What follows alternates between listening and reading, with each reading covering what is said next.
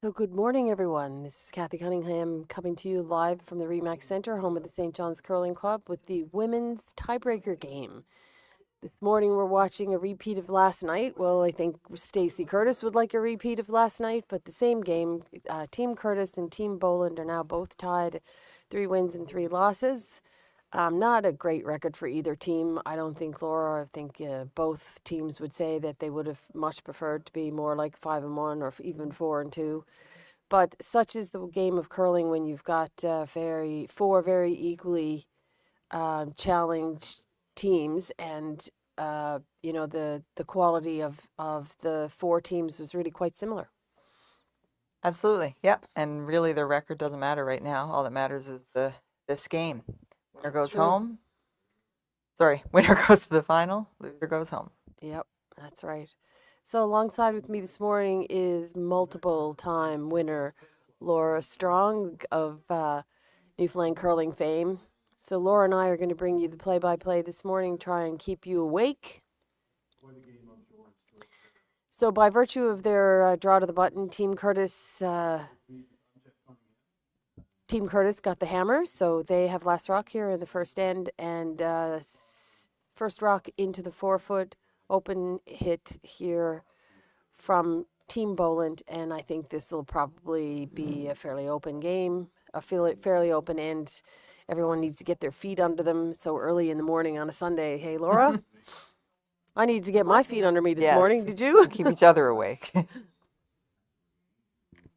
Yeah, no surprise at all that Stacey called it in, or Sarah called it in. She played a very defensive game last night. Even like you said, Cathy, she didn't necessarily have to. She could have taken some risks because it wasn't when loser go home for her.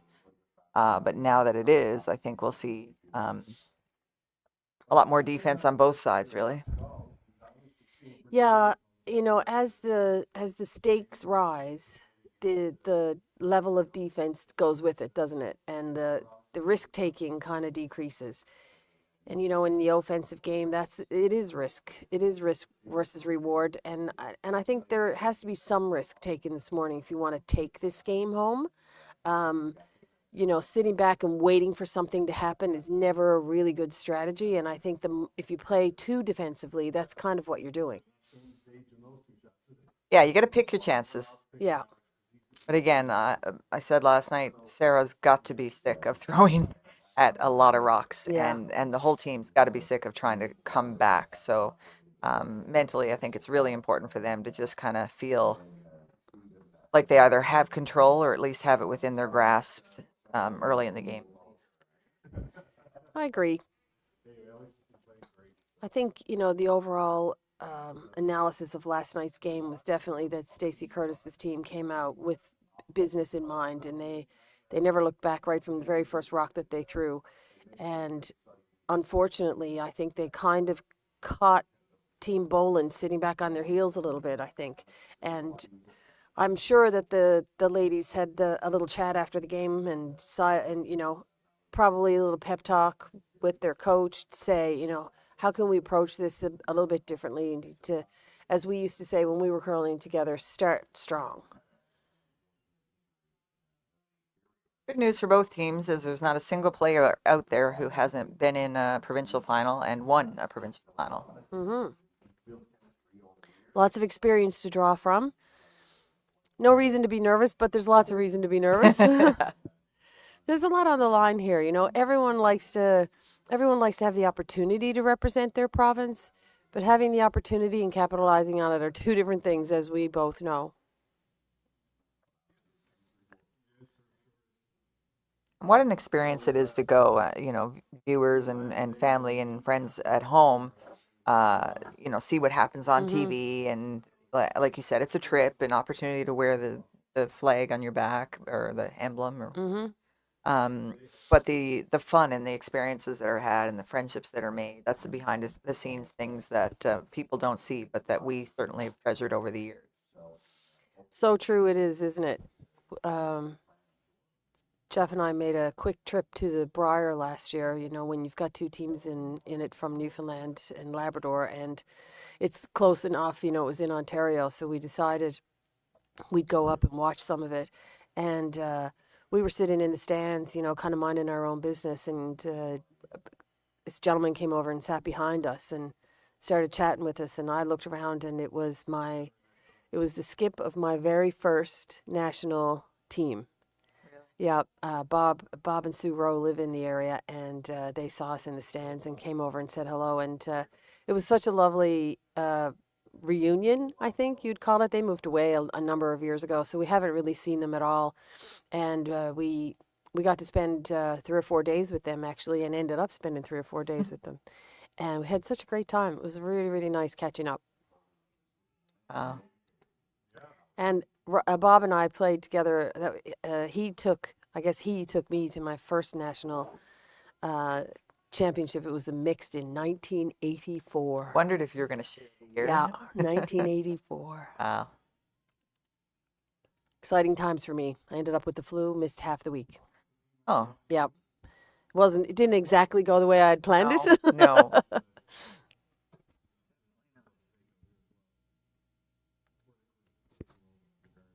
So Kelly Sharp did have a rollout, which of course gave Stacey's his third chance to get that free draw, which you always like that opportunity. No pressure at all. So when you need to call on that, you have it in your pocket, ideally.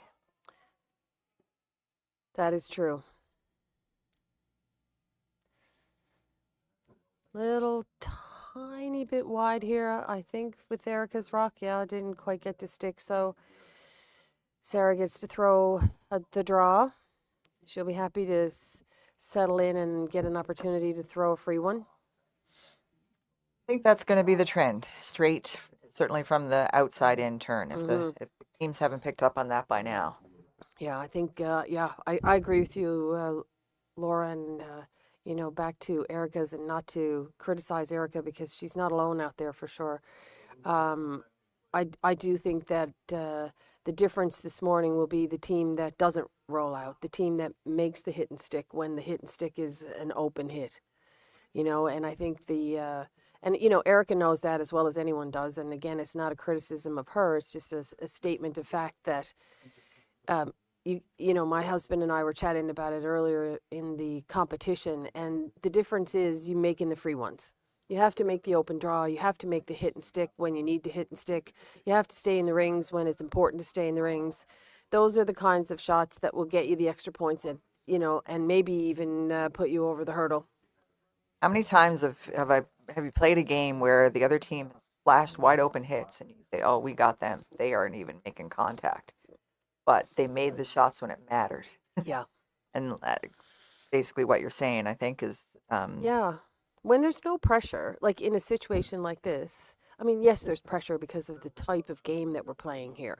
But, from a curler's perspective, it doesn't get any better than throwing an open hit, right? It's not going to get any easier than that. No. You can throw a double if you'd prefer, or come around or something like that, but it's not going to get any easier than that kind of a hit. And if you need to do whatever you have to do in order to make sure you take advantage of the fact that this is going to be one of the easiest shots you throw today. So you better make it.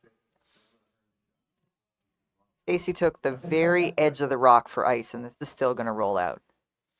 Yeah, I think they might be having a little bit of an outward motion, maybe, Laura, on their hits. Or maybe, it is really quite early in the morning. It's been cold in the building. It might be a little bit straighter than they expected. And it might be a little bit straighter than it has been for the last 4 days. So you can't change the ice. You can't do anything about it. No. You have two choices if you want to deal with straight ice. You either tighten up the broom or you drop your weight. Yeah, And the exactly. teams have to decide which one they're going to go with. And further to what you were saying a few minutes ago, here we go. And isn't the Boland team, even though they don't have last rock, aren't they very fortunate? They've all been able to throw a draw this end. And that's an advantage. When it's a free one, I mean, ultimately, it doesn't really matter if Sarah makes this stone or not. The outcome of the end is probably not going to be any different whether she does or doesn't. But she's had an opportunity to throw at a free one. No pressure on me. If I don't make it, she's going to blank anyway. Exactly. Right? And And 2 nice draws from Sarah. So now she's got her 4-foot weight in her inner pocket, and the Curtis team is struggling a little bit to get that hit and stick. And they haven't had an opportunity to throw a draw, so they're Nope. going into the second end.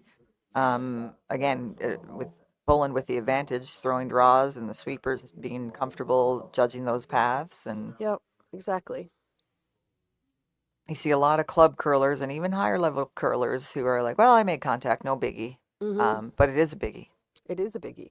Those are the extra points that you can't leave on the table.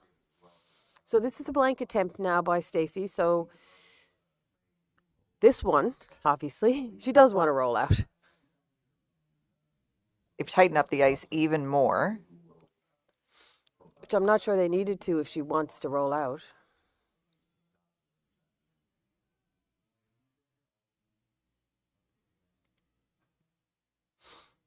And that is soft weight for a blank. Usually you'll see quite a bit of weight. Yes. But again, Stacy's already made the adjustment and said, we just can't afford to throw big weight on straighter ice. No, so that's a blank end. We'll go into the second with Team Curtis retaining last rock, and we'll be back in a few seconds.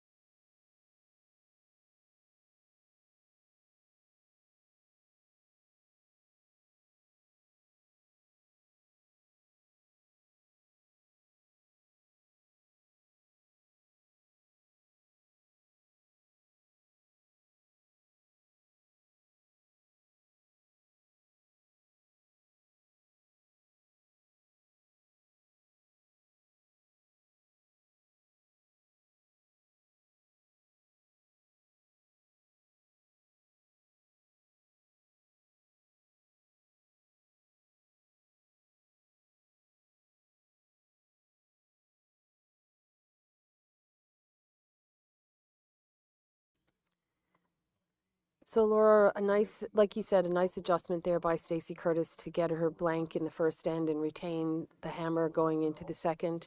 We'll see now if there's a change of plan in the sort of game that we're going to play in this second end.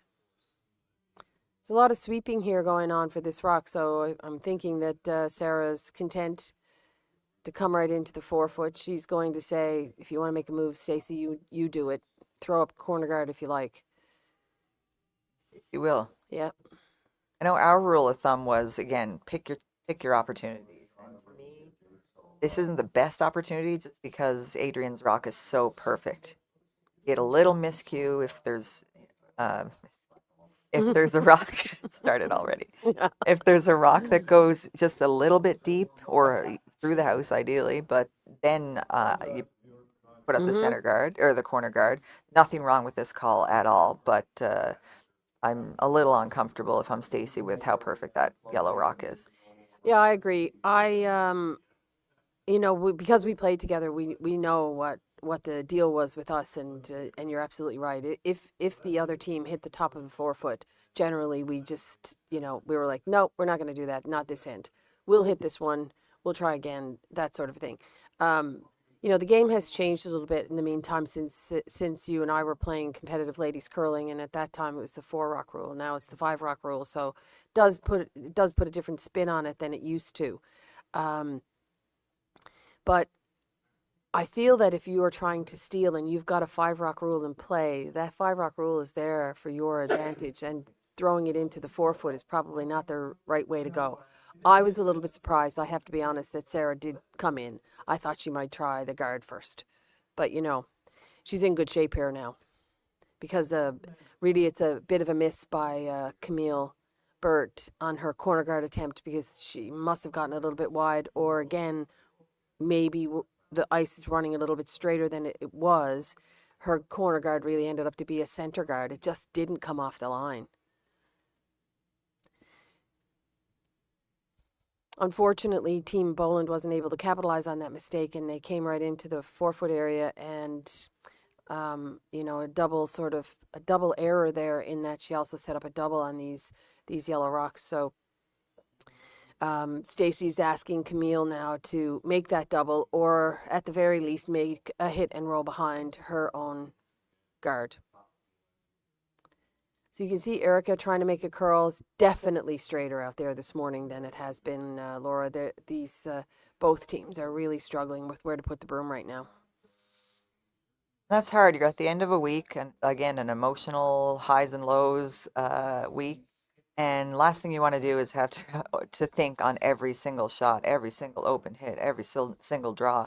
The skips are trying to do the math on where to put the broom. So you really want your whole team to help weigh in, and Mm-hmm. it's interesting to see the front end players in particular if they file in and watch the rock all the way down so that they can have a bit of input, or if they're just kind of heads down getting ready to throw.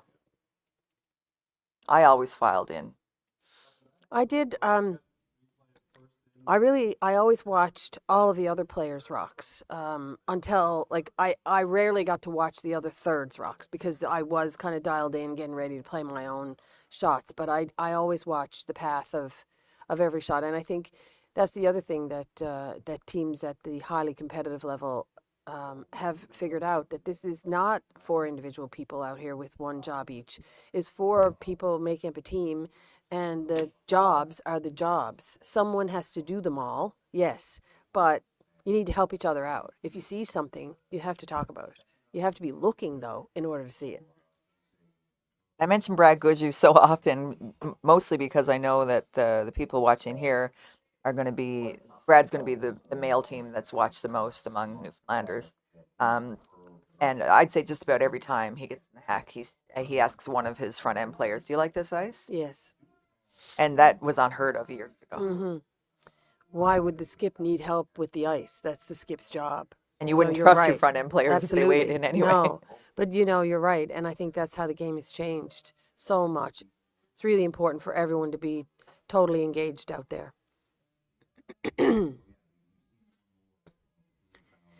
So nice hit and stick by Jessica Wiseman. So they seem to be figuring out where to put the broom here now, Laura, because they are making a little bit more, making their shots with a little bit more accuracy, which is good to see, because we don't want them, either team out there struggling to try and figure that out.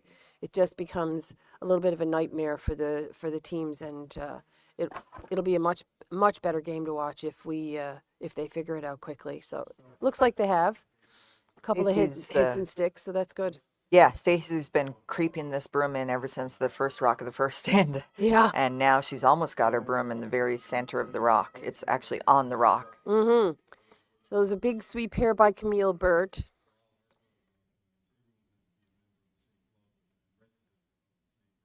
Jessica being able to throw solid weight was able to make that Yep. double, even though it wasn't really hit ideally. No. It was a good shot, though, in the meantime, but it does leave that center guard, corner guard that Team Curtis threw up at the beginning of the end, and probably because they did over ice it a little, because as we've been talking about since we came out here, it is running a little bit straighter than normal. That may change as the day goes by, but right now it's a fresh arena, a very cold morning here in St. John's, for St. John's, and only 2 games on the go. So the men's semifinal is happening 2 sheets over. So it's, you've also got that whole dynamic of not having 6 sheets of ice going at once. So the temperature out there is probably different. The moisture level is different. A lot for the teams to absorb, Laura.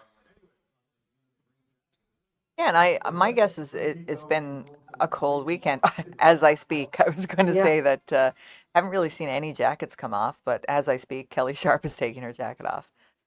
But generally, you do tend to see people even in short sleeves, and there hasn't really been any of that. No. Actually, let's be clear here. Kelly is taking her second jacket off. True. The top layer has come off, but she's got a jacket under the jacket, so. Good point. Yeah. Nice shot there by Erica. Might deke back in if the right roll happens. Sarah's having a look at it to see if it's really in the rings or not. And I'm thinking that if you got to look at it that hard, Sarah, you probably need to hit it, eh? Yeah. Temperature control is hardest on the thirds because they can pound a rock and build up a sweat, and then they have to stand up for 4 more shots in the house, and the chill can kick in. So That's true. difficult.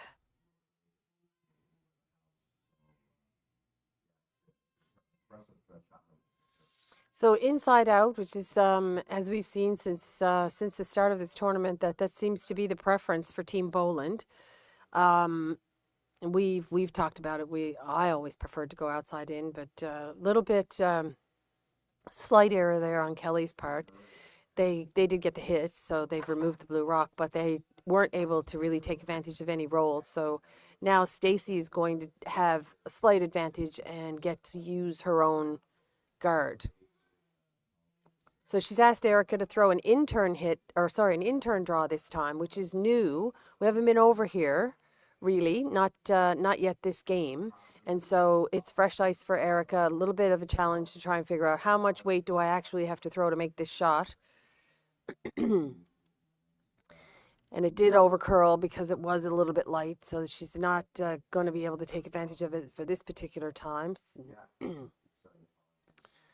A little misfire there because now she's left up 2 guards and a path through them, but it does reduce the ability to be able to throw that shot again. So now we're going to be switching back to the outturn side and flip the advantage right on back to in the hands of Sarah Boland.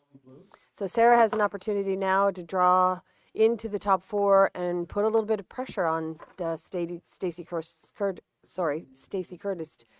to get her 2 enders. Starting to look like a skip's deuce, but the advantage is certainly not in Team Curtis's hands right now. And it started right from the start when Camille's shot stayed on the center line, essentially. Yeah.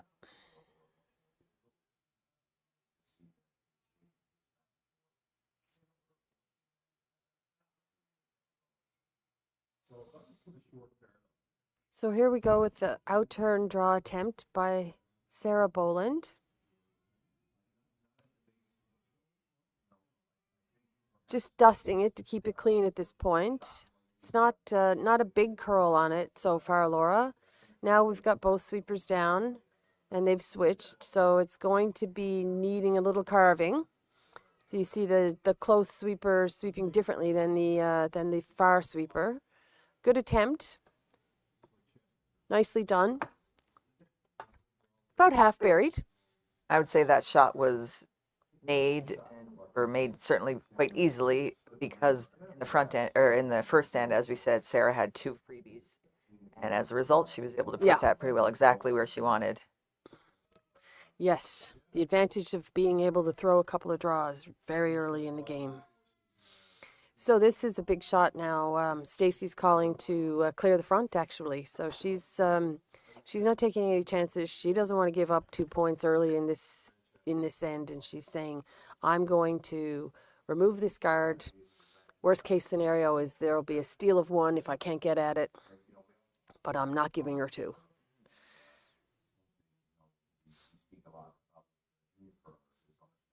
And again, don't want to harp on the ice, but if the ice is straighter, there's going to be shots that simply aren't possible. Yes. That normally would be.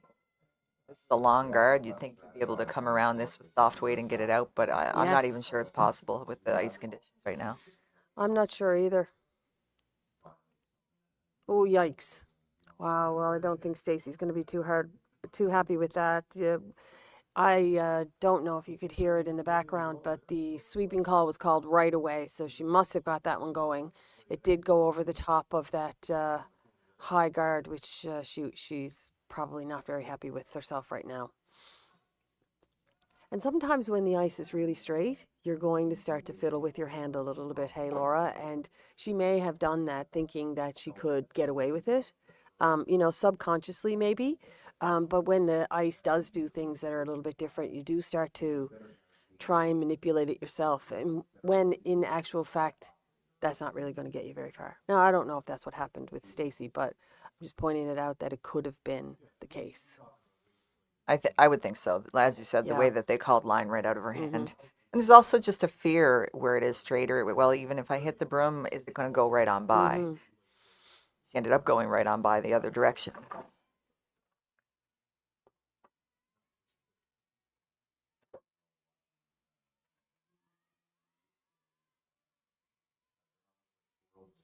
So Sarah gets to throw her 4th draw of the game now. And this one is a guard, I guess a high shot. Pretty close to perfect. Yeah, it's a nice rock actually. Although unfortunately what she's done now is actually given Stacy access to hit that top yellow rock. That top yellow rock is now open to Stacy, so if she can hit just off nose, she can still get her point. It's a tricky little shot for sure, Laura, because again, as we've talked about since the beginning of the game, it's pretty straight out there. So um, it's going to take some trust in herself in order to make it. She has to trust that the broom is in the right place, and she has to trust that she can throw it at the broom. And our tolerance here, of course, you cannot hit that guard. No, absolutely not. No. If she gets a little wide and only gets one yellow out, like you said, not the end of the world. Exactly. It is available to hit most of it, if not the nose of it, and she absolutely should be able to remove both yellow rocks. So we'll see how she makes out. She's having a little chat down there with Jessica now. They must be talking about line and the path of the rock a little bit. So she's settling in. Seems that they are all very confident in the ability or the opportunity here, and it looks like they've set it up as best they can.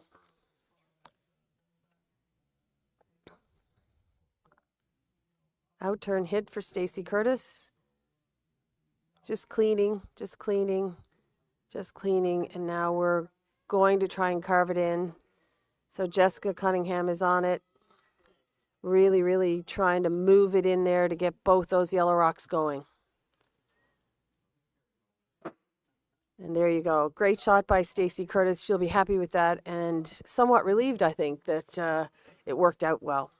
So point for Stacy going into the third end is 1-0 for Curtis over Boland. And we'll be taking a short break and we'll be right back with you.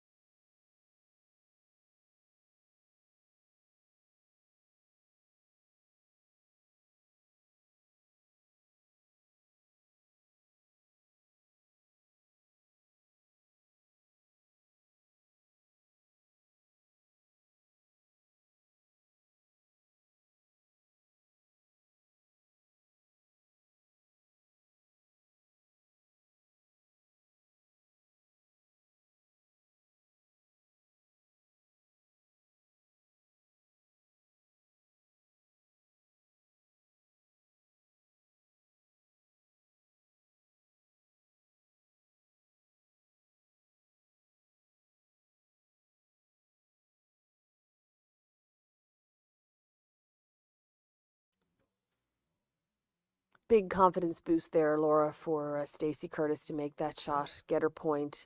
I mean, I'm sure they're disappointed that they weren't able to take advantage of the last rock and convert it into the two-ender like you would normally want. But I think that the Curtis team is definitely behind the eight ball out there since the start of the game. And to make that double, stick it, and save the end is really going to go a long way for Stacy's own confidence level, I think. And definitely frustration from Team Boland. They had Stacy on the ropes. Not that there was any miss, really. No. But kind of took the wind out of their sails, I think, for Stacy to make that. Yes, I would agree. Camille still seems to be having a little bit of a struggle placing her guards. You can see her center line guard attempt the blue rock in front of the rings. It did curl over a little bit more. Now I think they're probably still playing with where to put the ice. They haven't quite figured out the exact spot. Maybe she did get it going. We don't know. But either way, it's still not in a perfect spot. I'm sure she'll be working on that herself. Fortunately for Camille, Adrian came up a little bit short and gave them a better center guard. So It's all good as far as Team Curtis is concerned right now. They've got an opportunity, a really excellent early end opportunity to build up a steal here. There's many rocks to come. There's no guarantee anyone's getting anything here, but it looks pretty good for Team Curtis right now. We talk a lot about the importance of the placement of lead rocks. Something we don't bring up enough is that skips often get the read on the draw to the 4-foot off of lead rocks. Seconds and thirds tend to be throwing hits or throwing to the wings or in different areas of the ice. But if the skip has to draw the 4-foot, really their only opportunity to see it before then is the leads rocks. So it's important to hit the broom so they can get a proper read. Absolutely.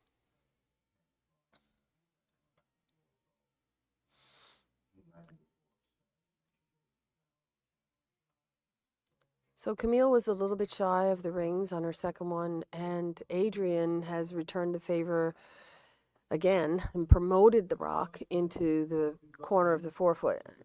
That's not exactly where Stacey would want it, but at the end of the day, you take it. When the other team puts your rock in the rings, you'll say, sure, no problem. So now we're coming over to the intern side, and, because Team Curtis is throwing the blue rocks, they're not going to want to try to make that come around on the yellow guard side.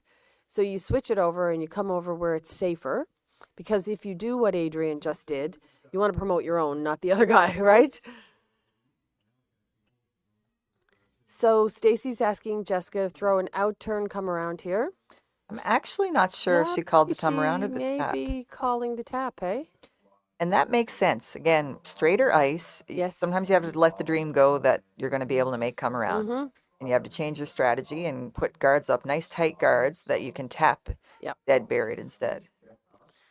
Yeah, and Jessica was able to do that. I think they probably would have liked for a slightly more curl to get it more on the center line, but it was a nice tap.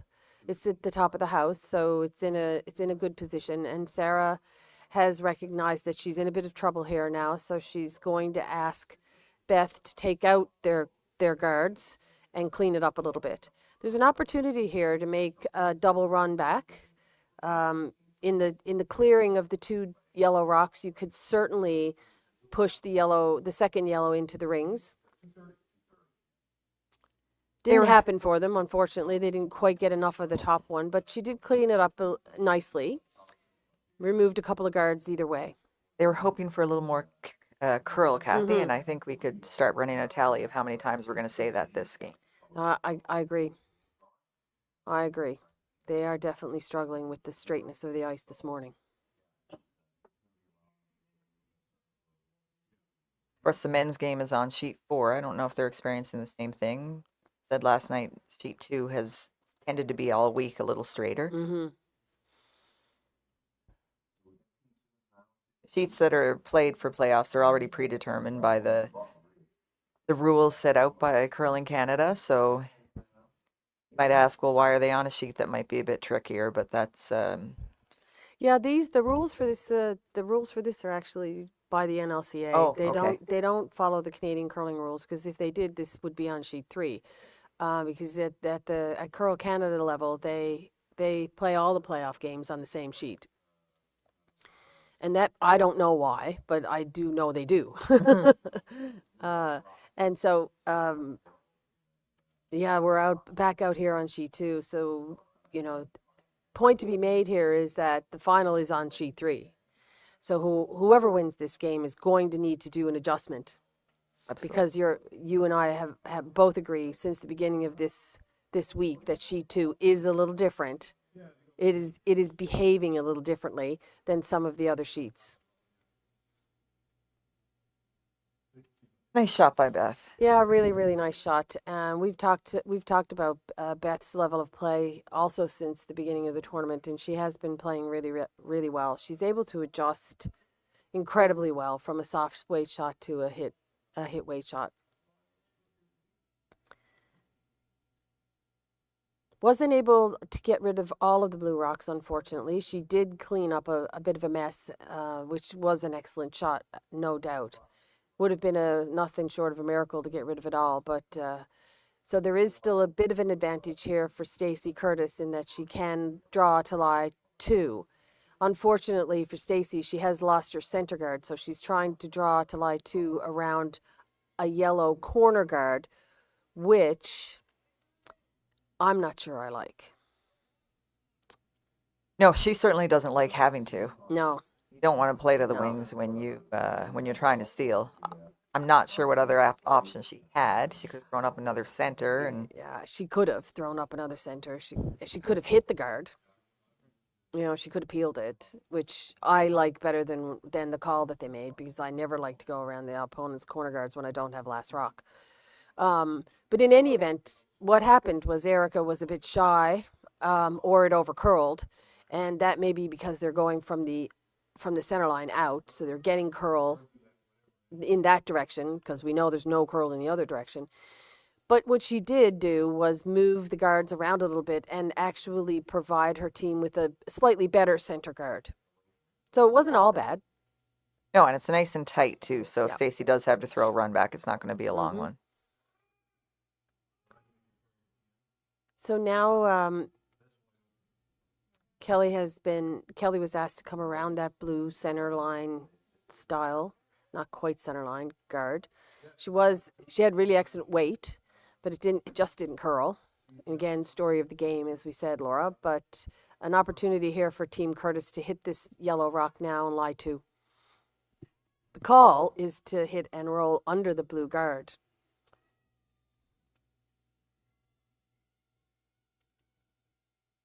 They get a bit of curl on this one. Yes, they did. A really, really lovely shot by Erica Curtis there. She got a nice roll under, and she's really put some pressure back on Sarah Boland now with that shot.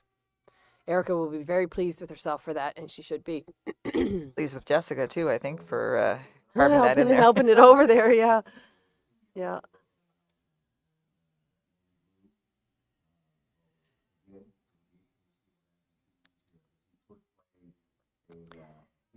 Here comes the run back. You'd rather be running your own color back.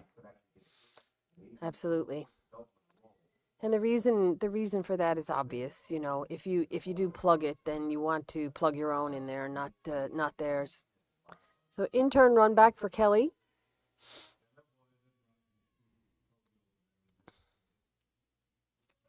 Don't know how you got curl there without maybe throwing it not being your best throw. Yeah, I'm not sure either.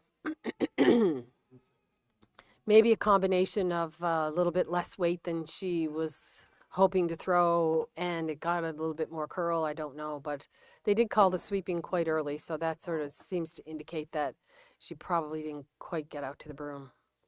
And then, you know, it's Murphy's Law, right? When you're tight, you're usually light. Get it going, or crank it in a little bit, and then it's going to go harder.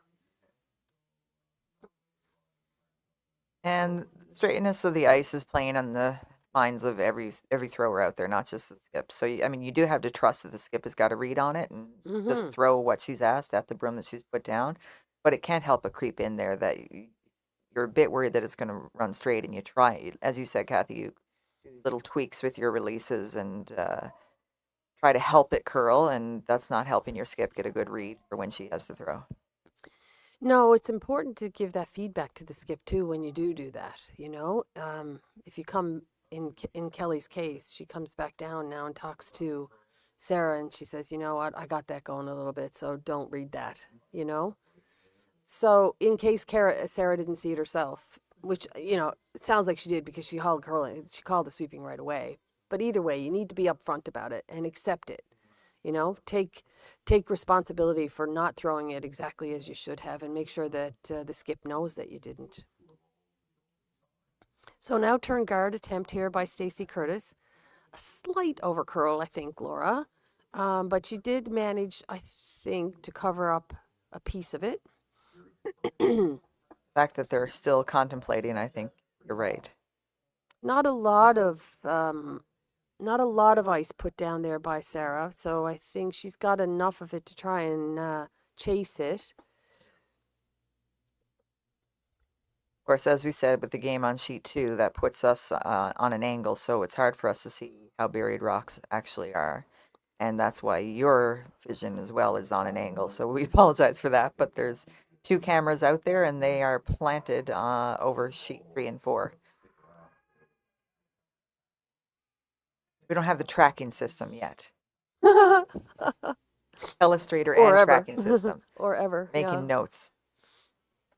So outturn, tap. I'll say tap. I think it's a lightweight hit, probably board weight.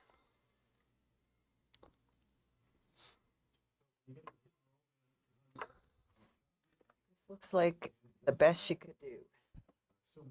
Yeah, that's a pretty good shot. She almost got right to the nose of it. And I think if we were right and there was a little piece of it buried, then that was a lovely shot.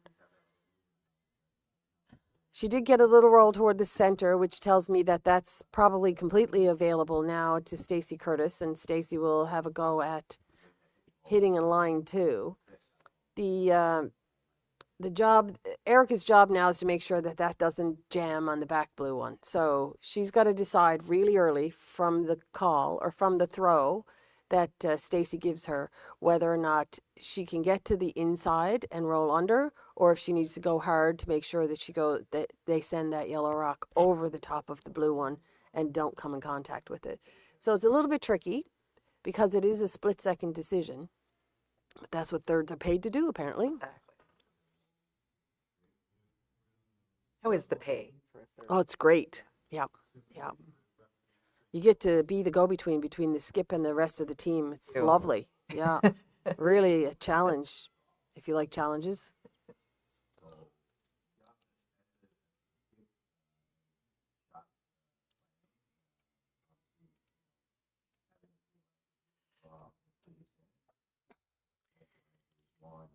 Nice shot there by Stacey. Really not a much opportunity to blank here. You'd have to throw it really hard, go over the top of the back blue one and take it all along, across the face of the back blue one. And then your sweepers would have to be sweeping your shooter out of the rings. I think they'll be content to take their point here in the third end and even up the game.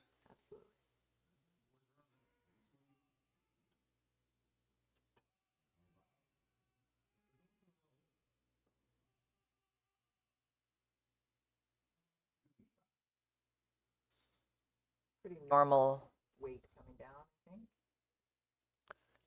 Looks like it. Outturn hit by Sarah Hill.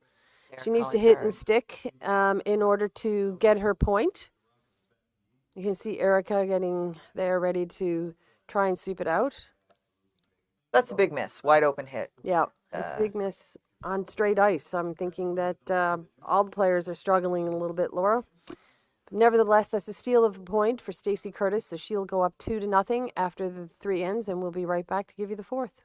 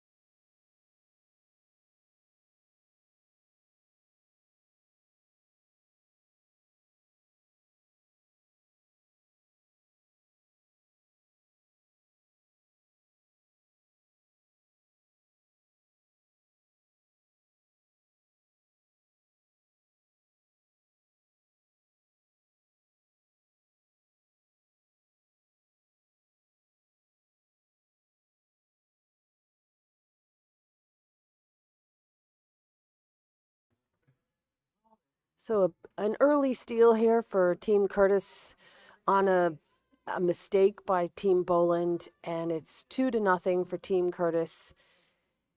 Tentative hold on the game, tentative control, I'll call it.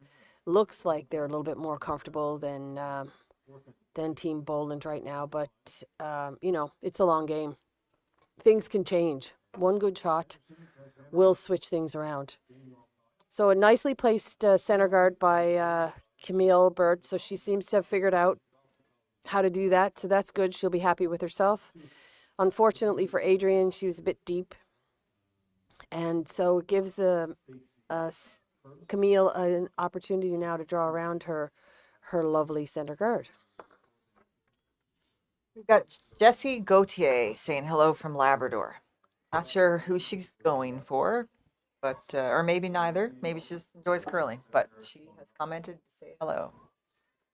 Well, hello, Jessie. She? I'm saying she. She, maybe. Could be a she. It could be so a many he. guesses. And there's a song about Jessie's girl.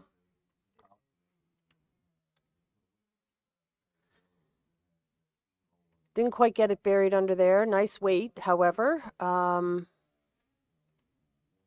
Available to Sarah Boland to hit and lie to. Also available to Adrian to hit and roll under to lie to.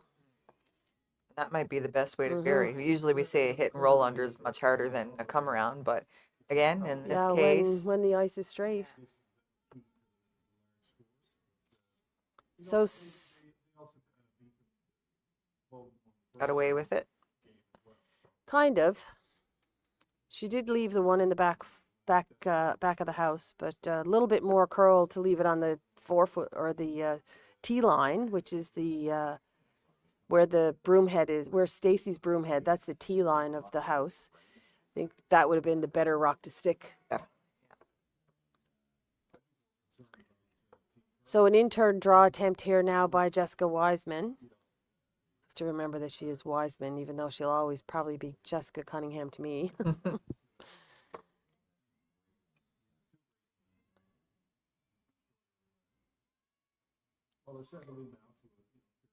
In-turn draw, you can see Stacy put her hand out to say it's a bit wide, so just lay off the sweeping if you can.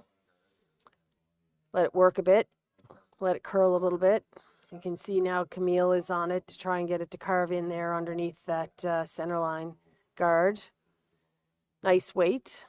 Nice shot. I don't think it's fully under, but it's close. Close enough that Yep. Sarah's elected to remove the guard. She tapped sort of a hit and flop to the corner, which makes sense.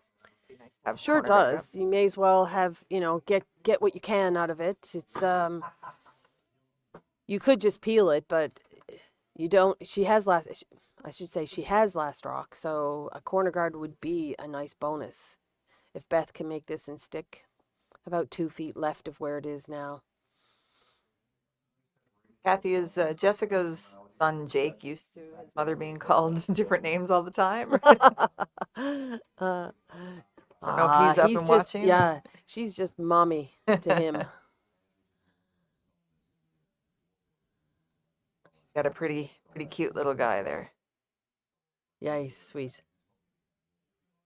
Nice roll there by Beth. She did get it off the center, and she did position it in such a way that they could use it as a corner guard. Depends on what you like. When we were playing, Laura, the tendency was to start to put the corner guards a little bit closer to the center. I personally would have liked for that to roll a little bit more. Oh, agreed. Because I think there is in the way of the 4-foot path. But it is better than it was. So we'll give Beth the benefit of the doubt on that one. There's a guard. You're down points. Yep. There's a guard. And it's being ignored. So it's always... Yes. So Jessica's being asked to replace that guard that Beth just removed. Didn't quite get it over onto the center line, so she has left a little bit of the 4-foot shot exposed. But Sarah's asking her team how much, and I think they kind of like going after the guard again. and this time asking Beth to roll the other way. See if they can get 2 corner guards in play. Got to be careful, like you said, Cathy. This one corner guard that they have is really blocking Sarah's draw to the 4-foot. So this other corner guard, you do not want that blocking your other side 4-foot. So you want that closer to the non-boards, the non-existent boards. Exactly, Laura. And when Laura talks about Sarah's draw to the 4-foot, it's sort of it's a thing in curling. When you have last rock, the skip of the team with last rock always wants to have a path to make that bailout shot if it becomes necessary. So we talk about Sarah's shot to the 4-foot like it's a foregone conclusion. It isn't, but it's something that a skip always keeps in mind to make sure that you don't sort of pigeonhole yourself. You don't block everything off so that you don't have a way to actually score your point. So a rollout by Beth Hamilton, and Erica Curtis has been asked to replace the center guard. It's just coming over the hog line here now. It's curling really nicely. The line is about the same as Jessica's. The distance is a little further, so it was a bit light. Erica would have liked for that rock to be probably 4 or 5 feet heavier and to curl another inch or so. Would have been much better, but it is in the way. It's in the line of sight. What it does do for Sarah Boland's team, though, is give them an opportunity to play a lightweight hit because there's lots of room between the guard and the 4-foot shot. Must be getting curl because Adrian's going hard on this. Yes, she is. And now they're switching and getting Beth to try and make a curl so they can get under. Again, they didn't get by the guard by much, so that was the best Kelly could have done with that. I agree. She managed to get rid of it. She also avoided the back yellow, so they get to lie there 2 now. So they're in a good position to convert a 2-ender here, which is the goal. Whenever you have last rock, you like to be able to take multiple points if you can.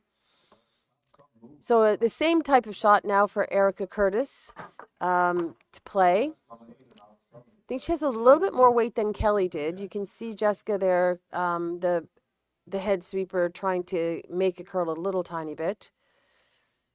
Changed their minds, and now they're back to it. Really nice shot there by Erica. She managed to get both rocks out of play. Lovely weight. And she stuck the shooter, so it is open. However, you can't have everything. She made the double, and you can't make the double and roll under at the same time. So Kelly gets a repeat performance here to try and hit this now and roll under the two guards, the blue and the yellow, are really covering a good portion of the right hand of the 4-foot there.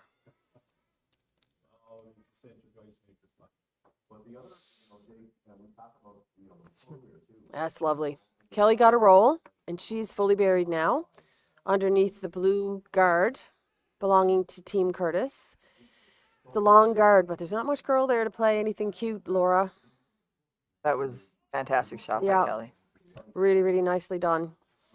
And Stacy recognizes that there's not much here for her in terms of being able to chase that rock that's in the top 8. So she put the broom down for Erica and... or for herself, I should say, and she's going to be throwing a peel on the center guard. So this is a really good sort of a learning moment here for people, new at the game. Goes back to the comment that I was making a little while ago about Erica's guard. And if it had been 4 or 5 feet closer, they may have actually looked at a run back as opposed to a peel. But this is so far up. That's a really long run back. Plus the yellow guard on the right-hand side there is risky. So this is a peel. No, it's not a peel, actually. Sorry. I'll take it all back. Very long run back is made. Very long run back made. Oh, man, do I ever have egg on my face now. I was with you, Cathy. That was a tough shot to take on. Yeah. I thought it was just a peel. So my mistake there, ladies and gentlemen. For those of you listening, you can ignore what I just said. I don't know what I'm talking about. It was a good shot.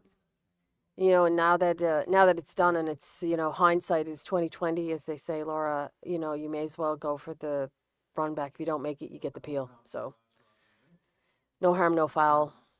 Very little risk. And no, not to take anything away from that fantastic shot of Stacey's. Run backs tend to be easier with straight ice because you kind of put your broom exactly where you want to hit it. Line Yes. call shouldn't really come into play. No, you're right. Really nice shot there, and to stuff it, as they say, right behind the guards is just incredibly accurate. So good for her. And looks like Sarah's going to try and do a similar sort of a thing with her own yellow rock now, and a little bit shorter, a little bit of a shorter run back, and looks like they're having some discussion. I don't know if it's about brooming or whether or not they should play this. I'm playing this all day. What do you think? She's got last rock. She's got 2 rocks left. Is there a way to get her around that yellow rock to outdraw it? Because she's not getting 2 this way, I don't think, unless she stuffs it like Stacey did. Conventional curling, yeah, you play the come around. Just on this sheet of ice, I don't know if you can vary. Yeah, and that's the challenge, isn't it? I think if we had some curl here, there's no question that the shot to call would be the draw, but we don't know whether or not it'll curl in there. So this may be the lesser of 2 evils as far as Sarah is concerned, and maybe the easier shot to make. So an in-turn run back here by Sarah Boland. We've got Beth Hamilton on it right away. And now they're asking Adrian to get on it so that they get it out of the way. I'd have gotten a biter. They may have. It looks like they did, actually. And effectively, they have opened up the blue rock so that there's a piece of it showing. She now knows from throwing that run back that there is a bit of curl there because she got curl. So she could take it on for her next rock if Stacey doesn't cover it. Stacey doesn't have last rock, so she's, clearly looking at hitting this biter, so she doesn't want to give Sarah an opportunity for 2. She certainly doesn't mind giving her a draw for 1 and forcing her to take a point. So this is sort of a shot where Stacey, to put a little bit more pressure on Sarah, would like to roll her shooter into the house. Otherwise, she does give Sarah the blank attempt. Yeah, her other option would be to throw a guard on her blue. I don't know. She could come around again, too. But again, to your point a minute ago, is it curling really enough to come around? They don't seem to be getting any last-minute curl at all, so except when they don't want it. So, it's this, again, might be the easier of the 2 shots to play.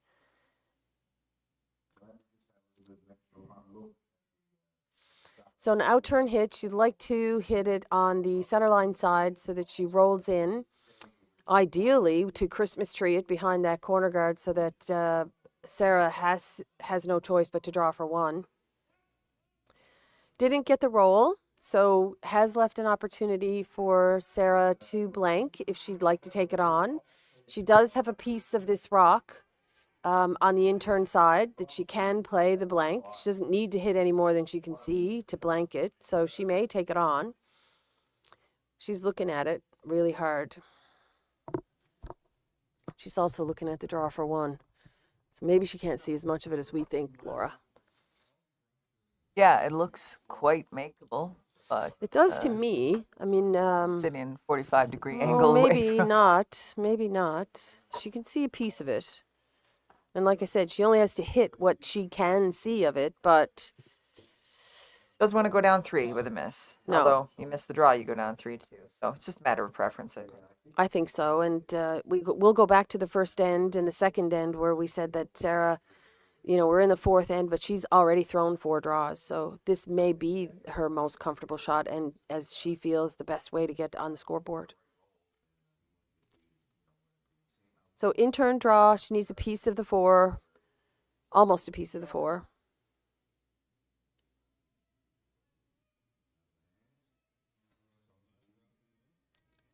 Both sweepers down. Both sweepers down right away, actually. So that tells me that this has not got any extra weight. Beth and Adrian are working really hard on this shot.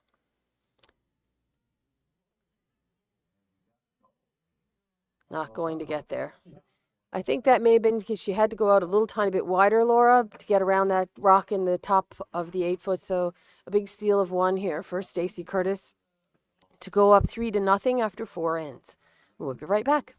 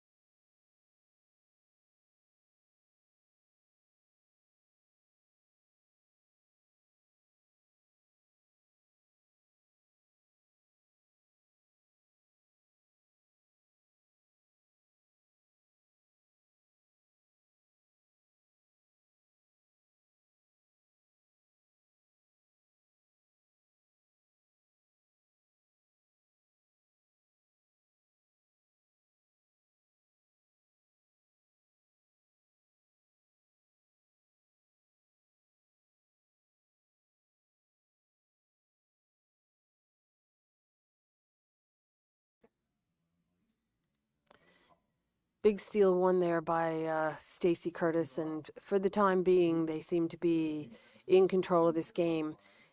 We have this expression in curling where you get 1 to death, and that is what is happening here to Team Boland. So Stacey is looking for Camille to put her center guard back up again, and they will go after Team Boland to try and get another steal. Team Boland is going to try and go around here, but I think safe to say right now that Team Curtis has got to be feeling pretty good about where they are so far in this game, Laura. Yeah, and Team Boland, again, mentally really has to dig in. This is, I don't know how many games in a row that they've been coming from behind. It's only 3 points, and it's only the 5th end, but like I said, it's getting old. I agree. So an intern come around by Adrian Mercer, who seems to be struggling a little bit this morning, Laura. She's not placing her rocks where she wanted. Last end, she was really deep, and now she's thrown it a bit short. I wonder if she's got a rock she's having trouble with, or if she's just not feeling it today. But she's certainly, at this point, Team Boland is struggling to get their ends set up. Yeah, and that's uncharacteristic for Adrian. She's been a long time lead for Sarah, and having played against her, she's usually very consistent. Yeah, she will want to do a little pivot maybe at the 5th end break and see if she can bring her A game. An intern draw attempt now by Camille Burt to come around both those both those center guards. Looks pretty good. Weight is decent. It's going to be top of the house for sure. They're trying to get a few more inches out of it if they can. And didn't bury though. You know, for a rock that didn't have a whole lot of weight, it just didn't want to get in behind those corner guards. So it's available to Sarah. You saw her point her broom toward the boards that don't exist anymore, but you know, the dividers, which is basically to throw a lightweight hit at this one. Make sure you stick your shooter. They do need to keep some rocks in play to keep some pressure off themselves and pressure on Team Curtis, which really hasn't happened, not yet. And Adrian was able to remove the blue rock, but she didn't stick, unfortunately. So Team Curtis will have a second opportunity now to get a rock buried behind those 2 center guards. So Jessica Wiseman will have a go at that now. Those 2 center guards that Sarah would not be happy about having. No, she would not. Because at some point she's probably going to have to deal with them.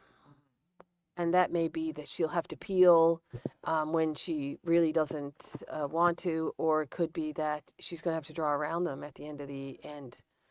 And that makes the draw just a little bit harder.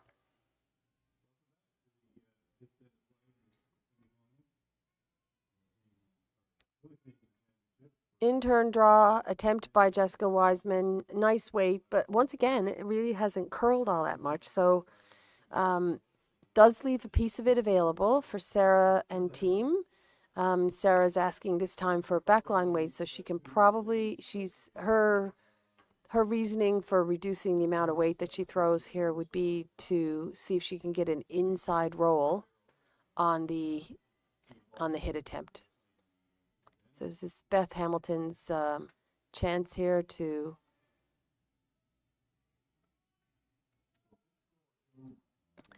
Beth Hamilton's chance here to get a roll in.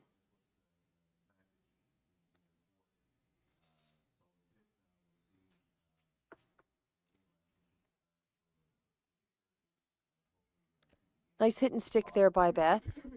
Unfortunately, she wasn't able to get the roll in, but she did stick the shot. So now Stacy will have an opportunity to try and do the same thing, asking Jessica to throw. This is, it has moved out a little tiny bit, so more of the yellow rock is available to Jessica, and they will attempt now to get a hit and roll under. In-turn hit.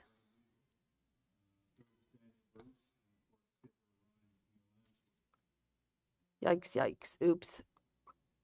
I got some curl we wouldn't have expected. May have been a little bit light. I actually got a good view of Jessica's throw there, Laura, and I'm pretty sure she just didn't get out to it. And with the lighter weight, because you can see she didn't really roll very far, there was no saving it.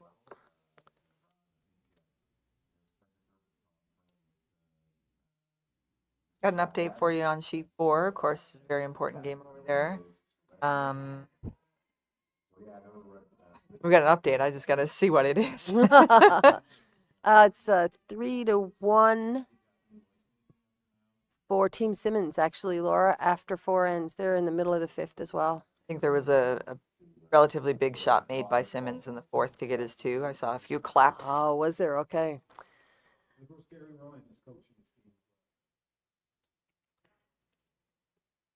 So with that miss by Jessica, the Boland team was able to attempt another come around the corner guards, which Jessica also moved the center line guard off of the center line and pushed it over toward the corner guard area. And Sarah and team tried to draw around both of them. Really nice weight, but it just is not going. You know, they're not able to get them in underneath the guards. So it's available. It's a tricky little double, a very thin, sort of more of a redirect on the top one for Erica. Makeable, but hard to call. You don't want to hit too much of the top one. You'll roll over the second one. Exactly as you just said. Yeah. Nice try. I think you really, to make that shot, you need to whip it down there. Yeah, I think so. And that may not have been the call. No. They may have been trying to hit and roll over on top. I think you're right. Yeah. It was a pretty tough double to make. So Sarah's going to ask Kelly to draw again. Actually, to draw. This is Kelly's first shot.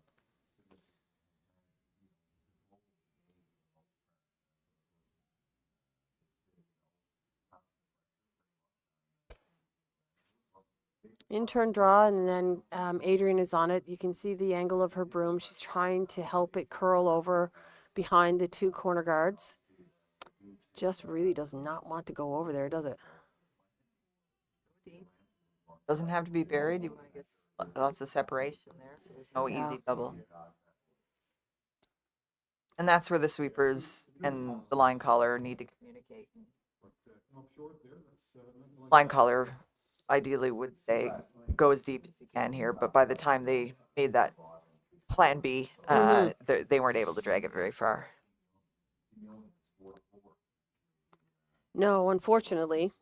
It's not an ideal setup there for Team Curtis either, though, Laura. So I think the best call for Team Curtis would be to hit this yellow rock and roll over in front of the the yellow rock that's behind the tee line. They probably won't be shot, but they will be in a good position to reduce the scoring area and probably keep Team Boland from scoring too, if this hit and roll can be made perfectly.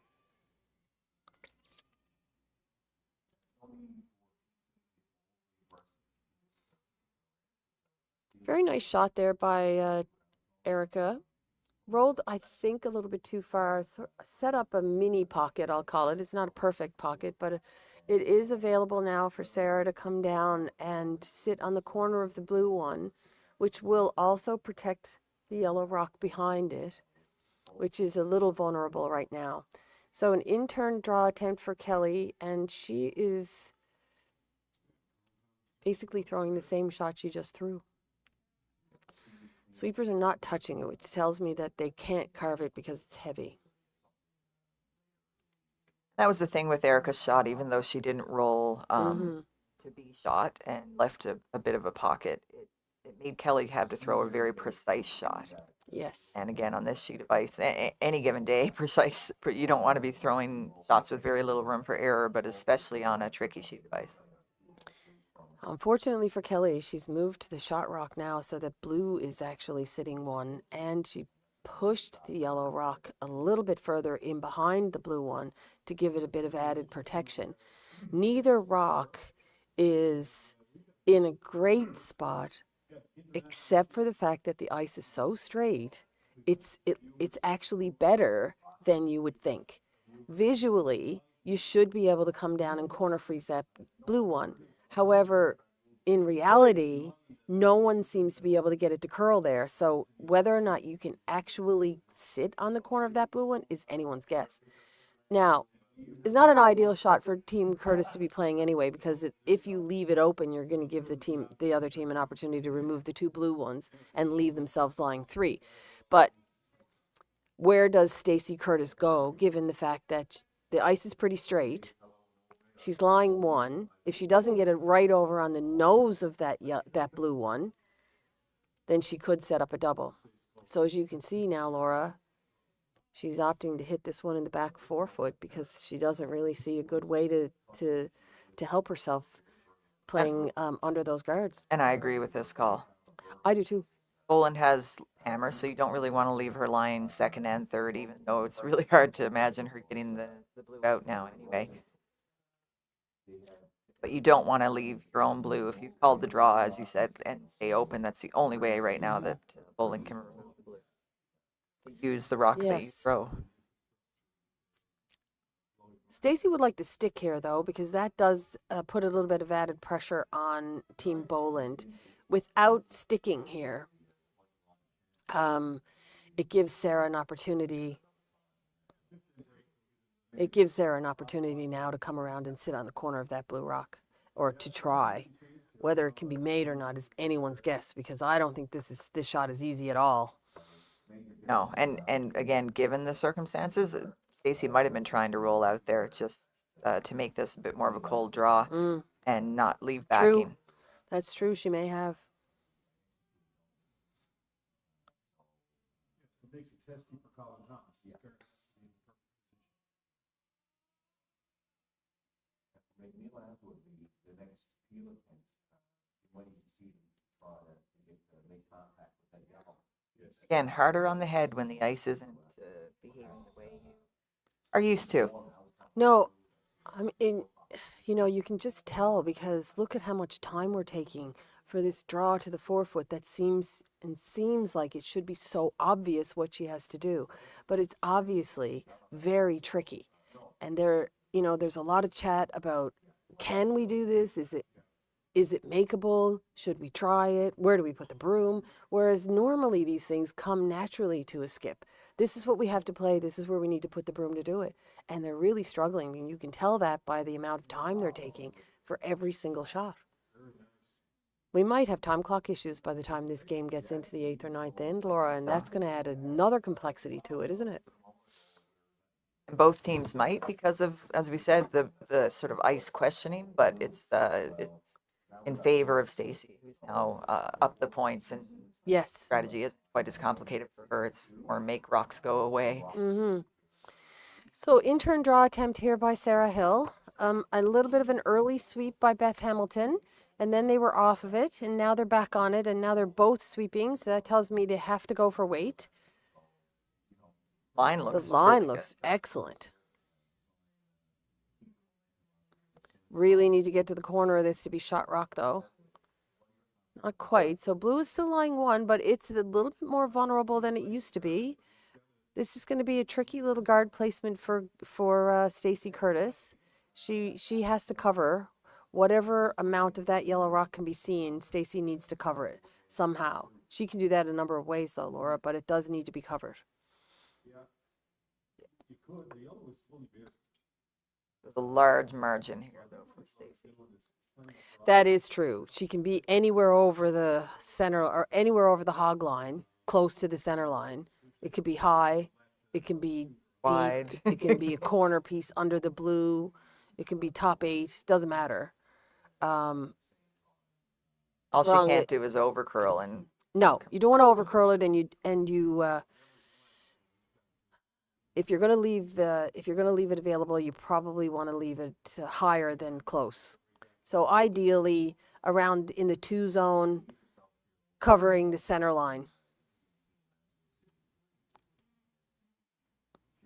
pretty well where it is.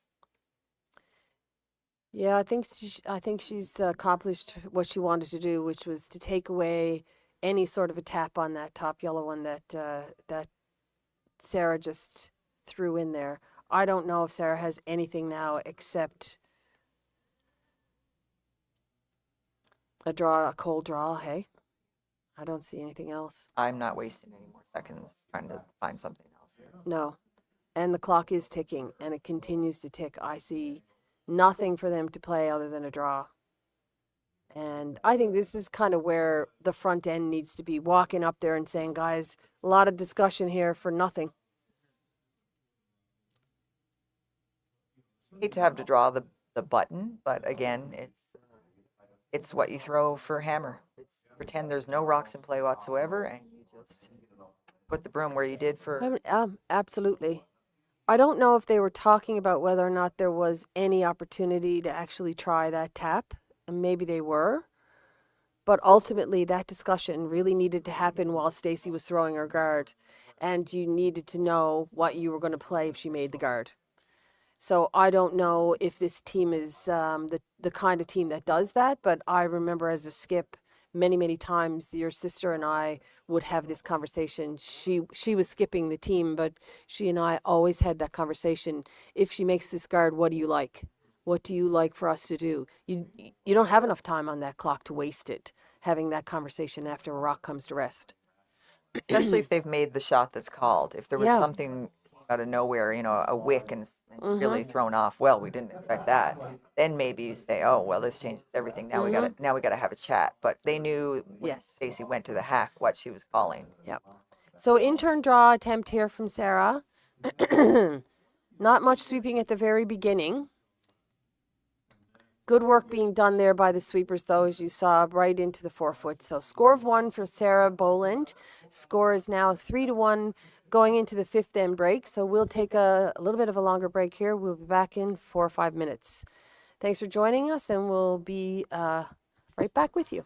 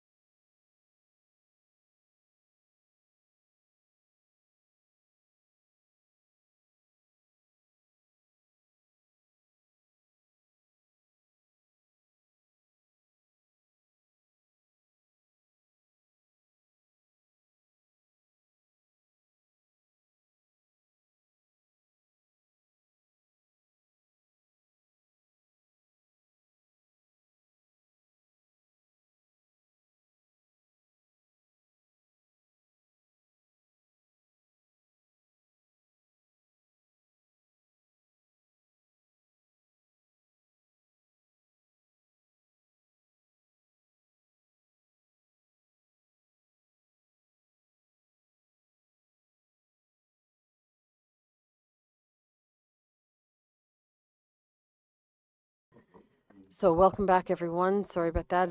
Small technical glitch there at the beginning of the end. Lost control of our monitors. We're back with you now. It's 3-1 for Team Curtis. Team Curtis has last rock now for the first time in a while, so they will want to convert to 2 points and widen up this lead that they have, Laura. A lot of time taken by Team Sarah Boland in the last end, as we were discussing before the break, and we don't know what the time clocks are saying because we're upstairs, and there's no visual on them from our vantage point. But I imagine that they've got some work to do to gain back some time if they can between now and the 10th end, hey? Yeah, if it weren't a 9 a.m. game and I weren't wrapped up in a blanket, probably could have ran Coulda down run over the down and stairs to see the yeah. clocks. Yeah, we'll try. We'll have a look in between ends here now in a second and see if we can get some data from downstairs to see what the time clocks are saying. But 2 center guards in play, which unfortunately we didn't get to see what happened there. But I imagine that Team Stacey Curtis is not really all that happy with having 2 guards in play, which tells me that Camille's come around attempt was a bit short. They are line 1, however, in the house, and a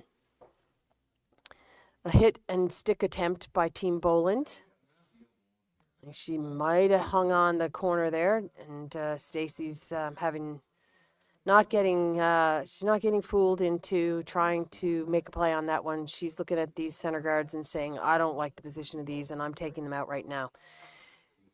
We were having a chat about this the other day, the Team Curtis and I, during one of their in-between game sessions. They were at our place hanging out for a little bit, and we were talking about the importance of the second, knowing when the bail point is if the skip is not recognizing it.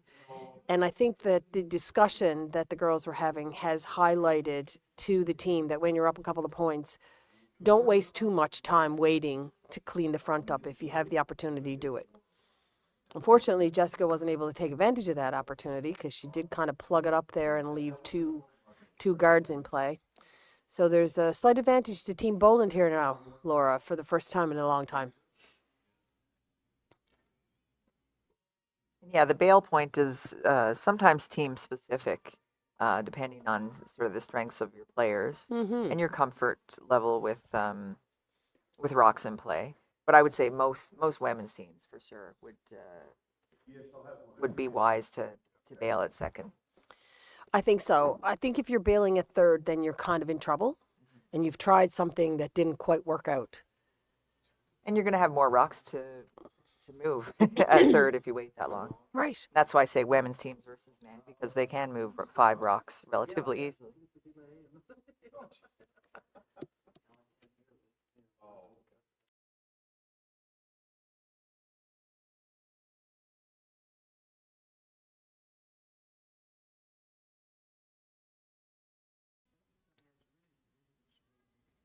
So another peel attempt here by Jessica. This time, maybe it's a run back actually, because they're going after the center one. Very nice. Yeah, really, really nice shot there. I mean, run backs are never easy. It did kind of roll out in the open. And what hasn't happened here, however, Laura, is that the 2 corner guards or the 2 center guards have not been removed. So it's at this point, it's still advantage Team Boland. They can hit and lie 2 here, or they could ignore that one and go around the center guards. They can also jam here if they're not careful.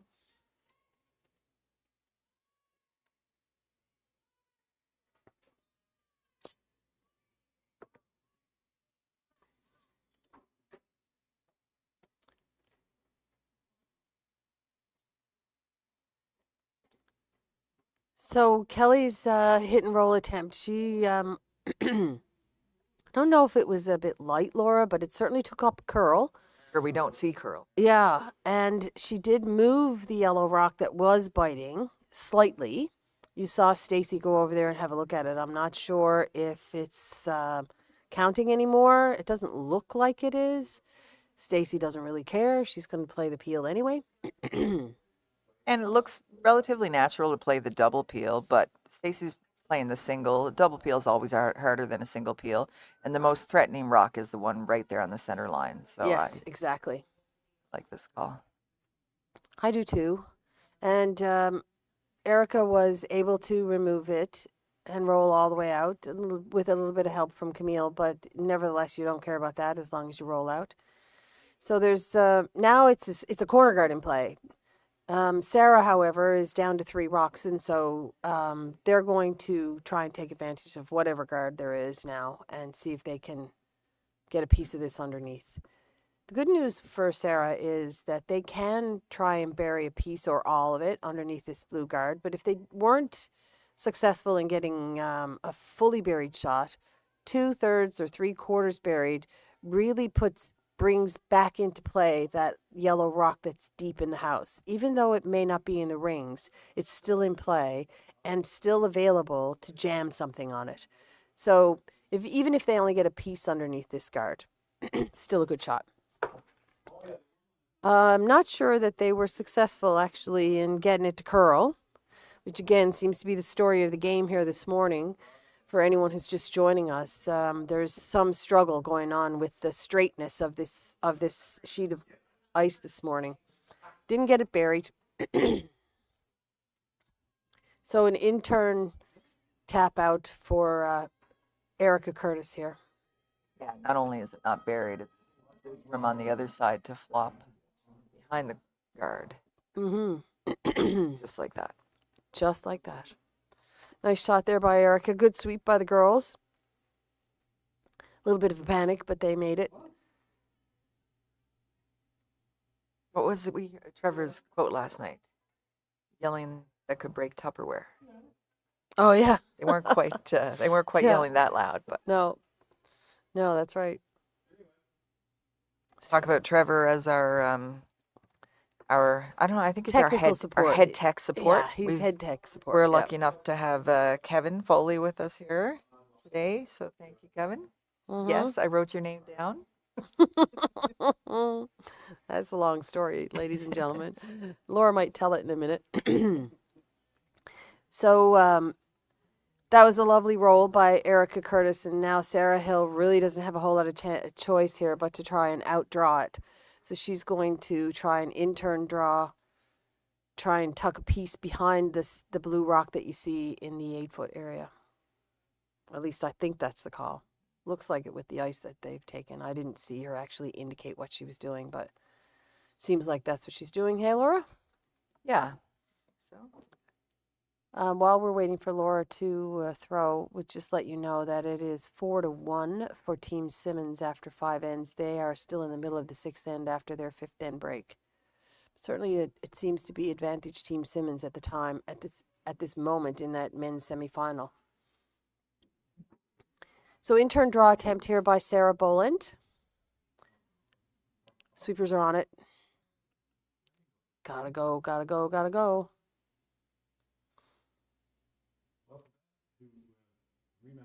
just a few feet off.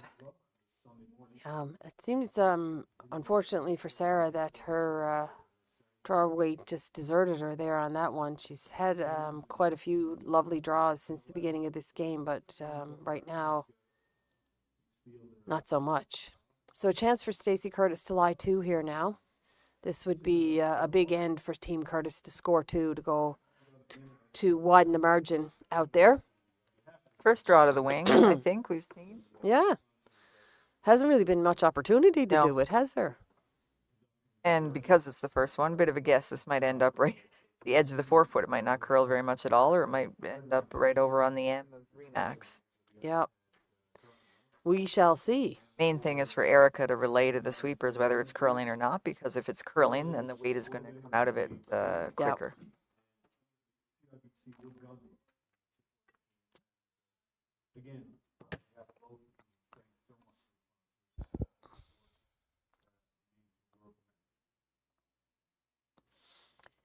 So outturn draw to lie 2 for Team Curtis. A little bit of a dust a little bit of a dust and now a deeper clean and on and off by the second sweeper, but now both sweepers are going hard. Really want to draw this right back to the tee line at least, if not deeper, because you don't want to give Team Sarah Hill an opportunity to hit and roll behind those guards over there and be in a better position and in a position to not be removed. So it was a nice call, nicely thrown, well-made shot, well swept. I think all the way around they've got a good advantage going on right now. No real choice here for Sarah Boland, Laura. She's just got to hit and try and hide this as best she can. Good news is she's got the pretty well entire full 8-foot to draw to stay shot. Yeah. And we did get a chance to see how much it curls to the wings. And as I said, it would end up on the edge of the 4 or the Amerex and Remax, and it ended up edge of the 4. So they would have liked for that rock to be quite a bit further out to the wing. Oh, absolutely. Absolutely. Because this does give Sarah an opportunity to hit and flop underneath these corner guards. Even though she'll be deep, she can still get it buried. Adrian is trying to make a carve, which means that she's probably on the outside of it at the moment, but they really would like to get an inside roll. Ooh, yikes. Okay, Sarah won't be happy with that. I don't know if something happened to that or not. She's down sort of looking at the slide path that she took. Something may have been under that rock. She's wiping off her broom there. Yeah, something may have been under that rock which caused that. So it's giving Stacey Curtis an opportunity now. This is like a Skip's dream, is to throw the same shot twice. So she's got a great chance here now with an open draw to get 2 and widen the margin here a little bit more for this semifinal tiebreaker game, whatever you want to call it. That's 2 shots that I've seen for Sarah. Last night as well, she had a pick. Yeah, you hate to see picks. Really hate to see picks on Skip's rocks. Oh, that's true, Laura. You really hate to see them at all, but on Skip's rocks, they're just detrimental, aren't They're points. So outturn draw here for Stacey. Looks like this rock's actually taking a bit of a different path. She may have got it a little bit inside of her broom because it's just slowed up really, really a lot, and big miss there by Stacey. She won't be happy with that either. I mean, when the other team misses, you really want to take advantage of that. So it's not going to be a 4-point spread. It's just going to remain as a 3-point spread. So it's 4-1 now for Team Curtis after 6 ends, and we'll be right back with the 7th end commentary.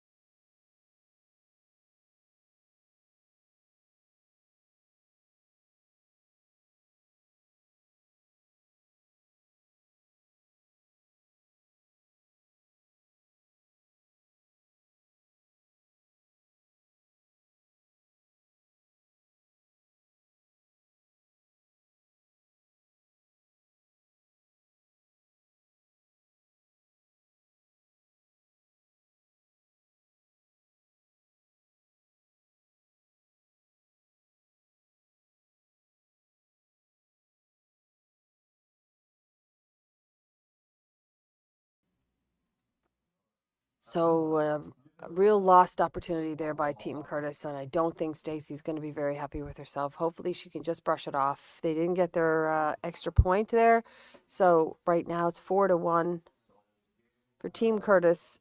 Team Boland has last rock, so an opportunity for Sarah to get back in this game. If she can convert this into a 2-pointer, she will certainly narrow the gap, and that's exactly what they are kind of going to need now to put a little more pep in their step. I think they're struggling a little bit to try and find, the right place for the broom, and they may be fiddling a little bit with handles, and there's, some missed shots out there on both teams' part. Team Curtis seems to be holding on to control of the game. So while we watch a few of these rocks come down into play and the end unfold,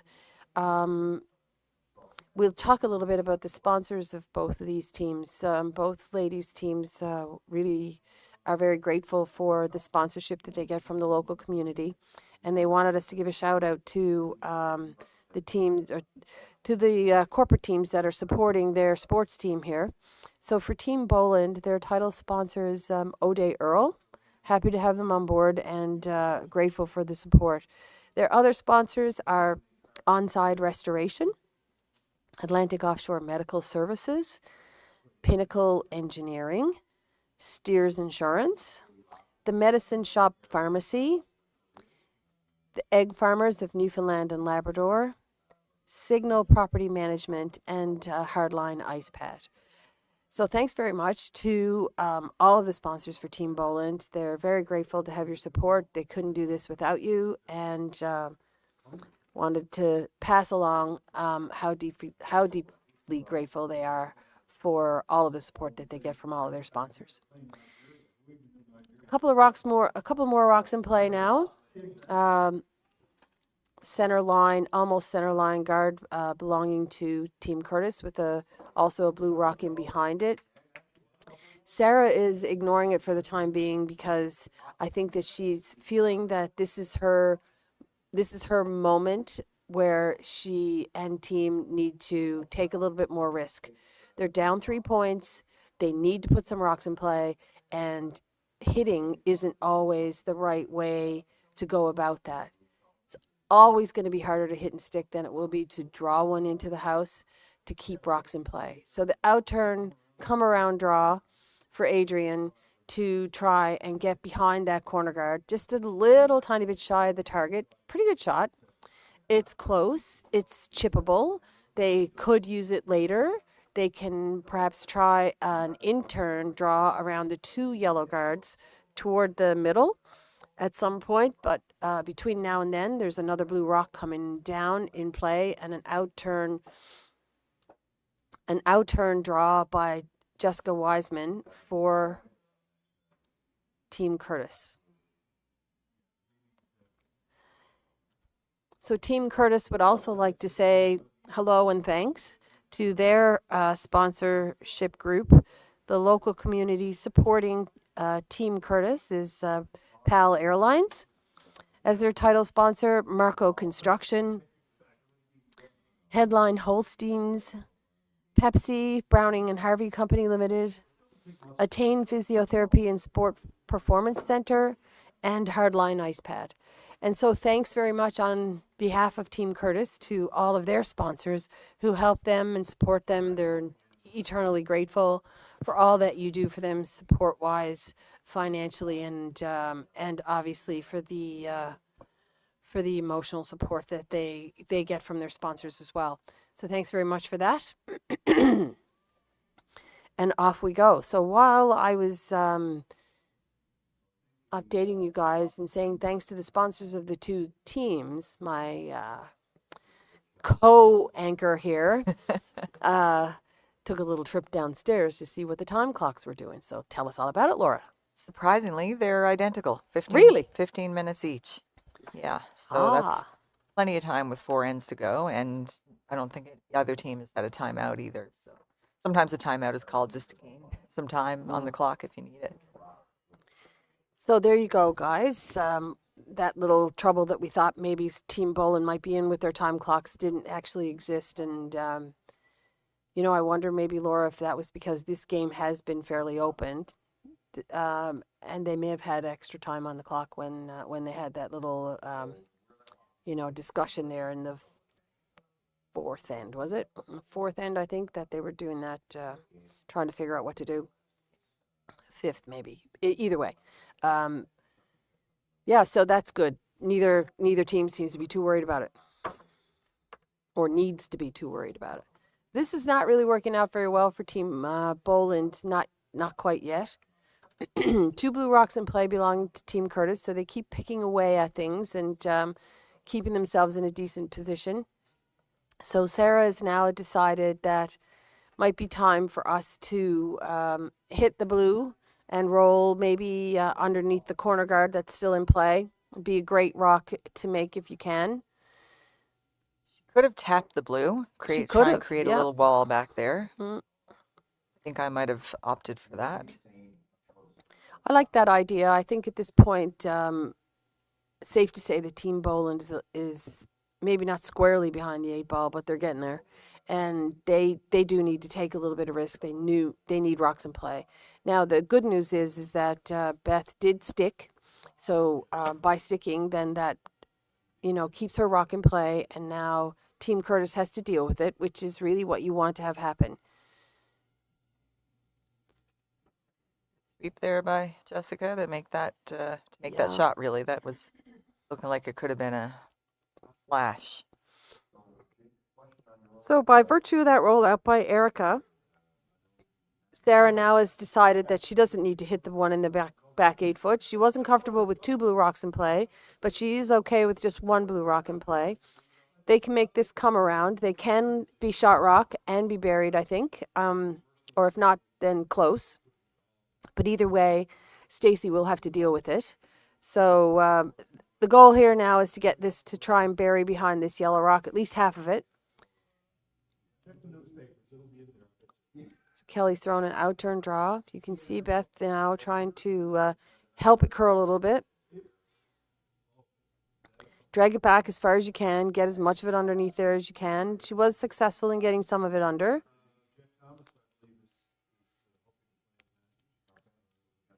That was a tough call. Again, I like going as deep as you have to bury, but they really needed to stay for second shot, and I think they achieved that. If they had swept it deeper, then they would have had to remove that blue in order to bring it into play. Yes, that's right, Laura. So they did do that. So out turn hit now for Erica to try and pick this out of here. The good news for Erica would be that, or I should say the tolerance there for Erica's shot would be if you're not going to get the pick, then you got to remove the corner guard, hey? But it was a successful shot for Erica Curtis. So a repeat performance here now by Kelly Sharp is what Team Boland is looking for.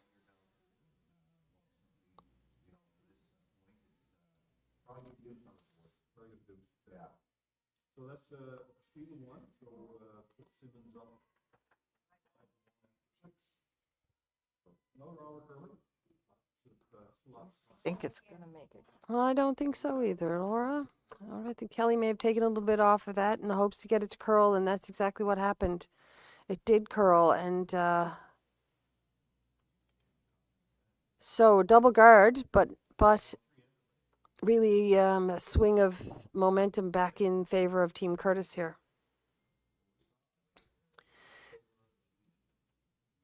Because Kelly's did stay as a corner guard, Stacy's not going to peel. I think if it was just a single yellow up there, she probably would peel. But it's a bit of a tricky peel, and so she's going to go just sort of draw to the center, probably Erica's side of the center instead of splitting the red center line.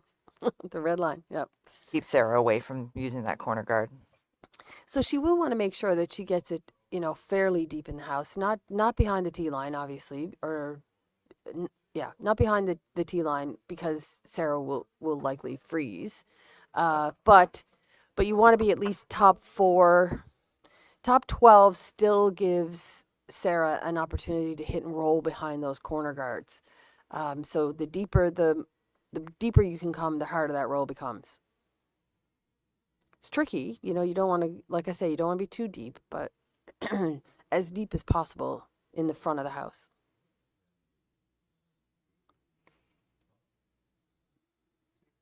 Watching.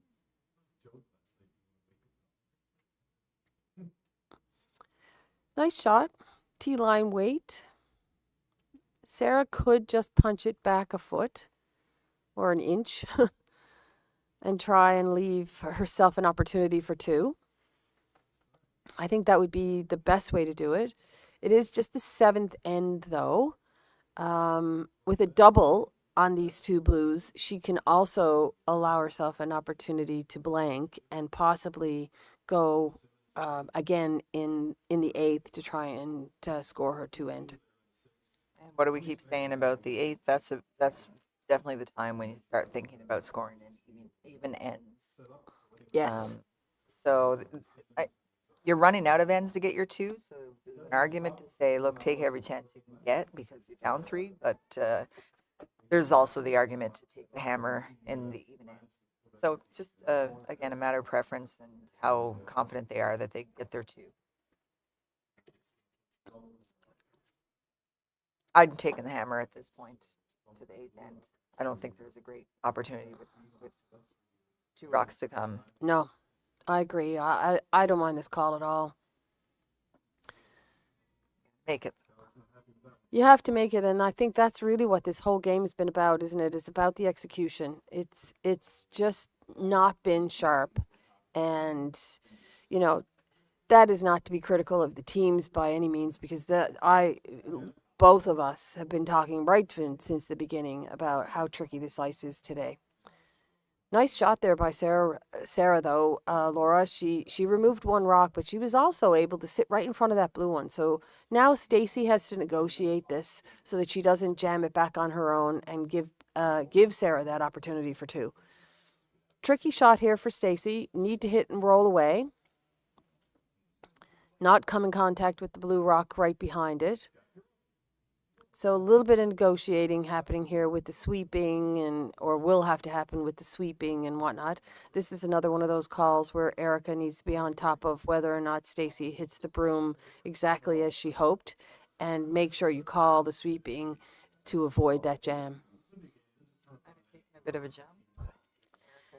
Called pretty hard, but no jump at all.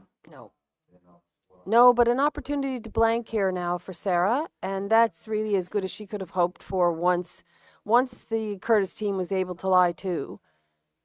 There was really very little chance of, because everything was open, very little chance for Team Boland to navigate a two-ender, but to have an opportunity to blank is also equally good right now for this team.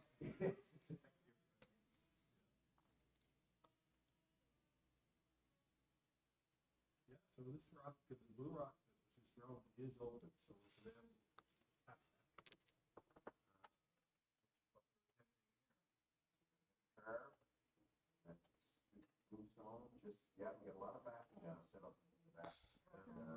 They've seen this spot, so should be relatively routine for Sarah. Yeah, outturn blank attempt here for Sarah Boland and team.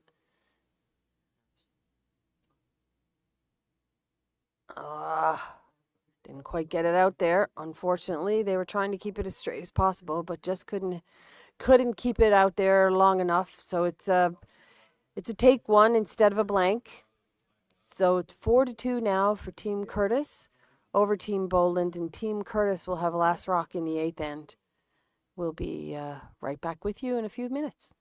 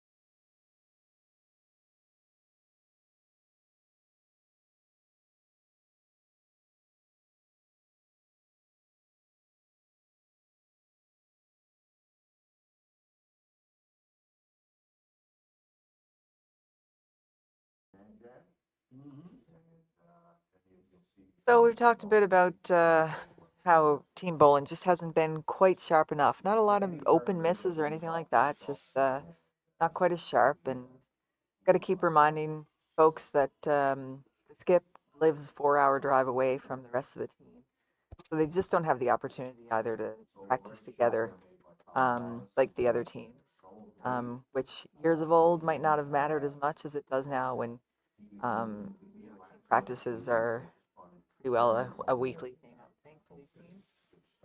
When you watch on TV, you have players in different provinces. So some people might say, "Well, what's the big deal?" The thing is, those slam teams are on the road just about every weekend, so it doesn't really matter where they live because they're spending so much time together, regardless. Yeah, that's right, Laura. It is challenging when you have teams that live in different places, and you know, I think it's safe to say too, all of us know that it's also challenging when you've got kids that you're juggling and jobs, and and you live 4 hours away from the rest of your team. That sort of adds another, little hurdle that you got to get over. Sarah doesn't get to watch the girls throw either, so not only is she not practicing on the same ice, but she's also not getting to watch them as much as she would if she was playing with them regularly. And so, she may not always be aware of each little quirk that every player seems to have. Nice draw there, though. And you make a good point about family responsibilities, Cathy. I think that's kind of what happens with the changing of the guard. Again, when Heather came up behind you, you guys all had children, and you were, climbing up in your careers, and the responsibilities were mounting. And you had these 4 university students who could basically live at the club and not worry about as much. And that's what tends to happen with with the junior teams. And Absolutely, hard. Laura, you're right. And it's frustrating when you're the one trying to compete against the players that do have the opportunity to, like you said, come down here and throw more rocks, whether it's, a structured practice or just tossing rocks back and forth. Either way, the younger kids do have a lot more opportunity for that type of thing.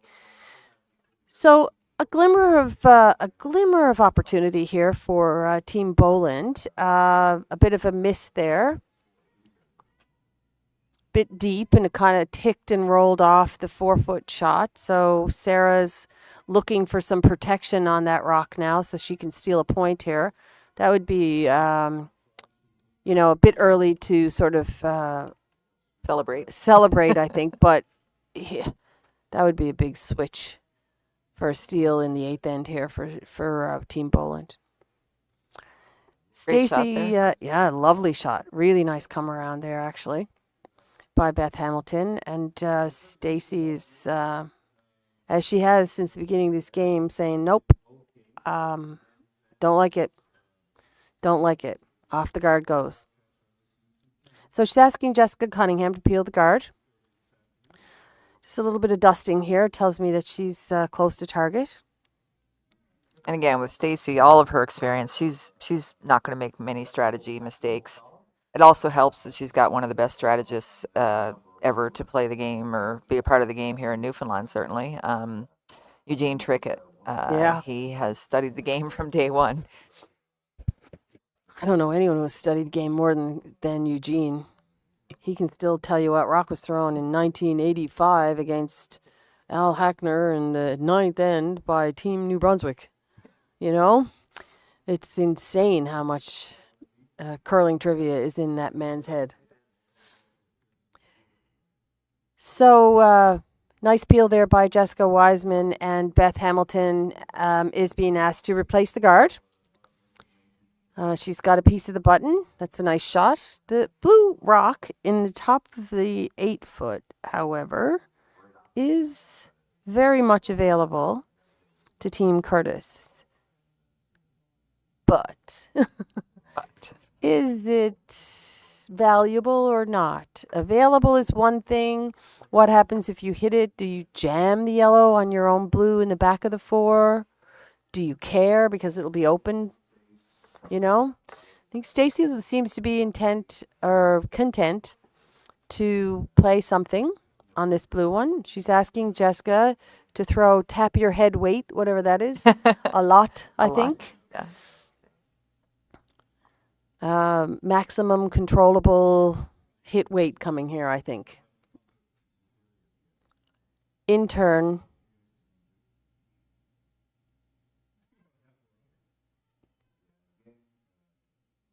early call on the sweeping and then a whoa. Must be close, off and on. Yep. There you go. Beauty shot. Oh, lovely shot by Jessica there.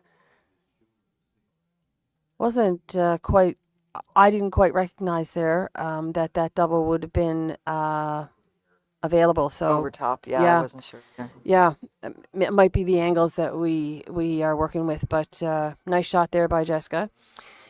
Good news for Sarah is that she still has garden play, and she still has an opportunity to get one in underneath that blue rock that's in the top 4. She could play that one and leave hers in the top 8.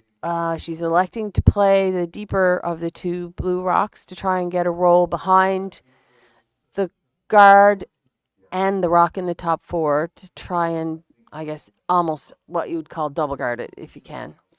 So outturn, tap, and roll under if at all possible. I've just gotten a text, Cathy. I said, I think you can keep a tally of how many times we've said the ice is straight. Apparently, we can keep a tally of how many times we've called her Jessica Cunningham. We can we? Okay. Sorry about that, Adam. And no, it wasn't from Adam. No, it wasn't. Well, okay. I might not be in too much trouble.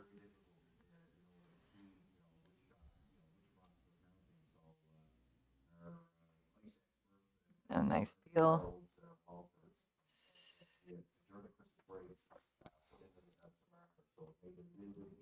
Again, when you're up points, you don't have to be as perfect. And Sarah really needs perfect shots from her team now. And Stacy's fine. Well, having said that, Jessica just threw a fantastic double. But generally speaking, they're throwing peels where you can hit, third of a rock or anything exactly. less. Yeah, we did talk about that a little bit a couple of games ago, Laura, about how the ability to be able to throw those big upweight shots is really important, especially on women's teams, because there's, not every woman playing the game can throw that kind of weight, as your sister continues to remind the world that I'm not capable of. But she's not wrong. It's a good tool to have on the team. Is someone on the team who is able to play that kind of weight. To your point, because you do get away with the accuracy if you can throw it really hard. You can make more shots. You don't have to hit quite as much of it to remove it. So, there's a bit more leeway there. That said, don't be discouraged if you can't throw a 6-second rock down the sheet. Brad Guzzu won an Olympic gold medal with a second stone in Russ Howard, who would tell you he threw pretty soft peel weight. Yeah, there you go. So you can cater your strategy for the most part to your strengths. Yeah. So for the second time in this end, Team Curtis has handed a bit of a gift back to Team Boland. Flash there by Erica Curtis. I do hate that word flash. It sounds like such a horrible thing, but it does really Pretty do horrible. the trick. Yeah. It does the trick, doesn't it? As it a thrower who's flashed many, it is pretty horrible. It does describe it pretty accurately, unfortunately, Erica, so I apologize for that, but it was a flash nonetheless, and an opportunity for Team Boland to make it really hard for Team Curtis to score here. So this is going to be a very important shot. Laura, this one might be the only opportunity given back to Team Boland to actually stay in this game. So big shot. Really important for Sarah to take the time to make it. She needs, to concentrate. Take the time to concentrate is what I'm trying to say. So this is an outturn protector, I'll call it. I didn't see the actual call, so I don't know exactly where she wants it to be, but it has to cover.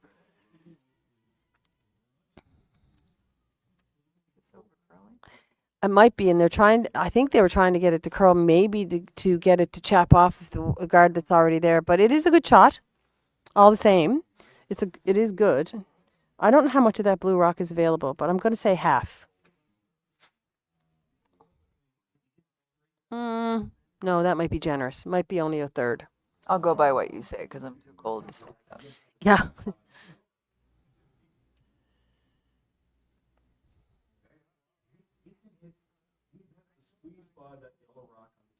Okay, Stacy's calling just a bit of a heavy draw here to just not.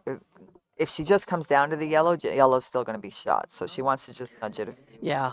inches so that she's shot, and pretty well impossible to remove as well.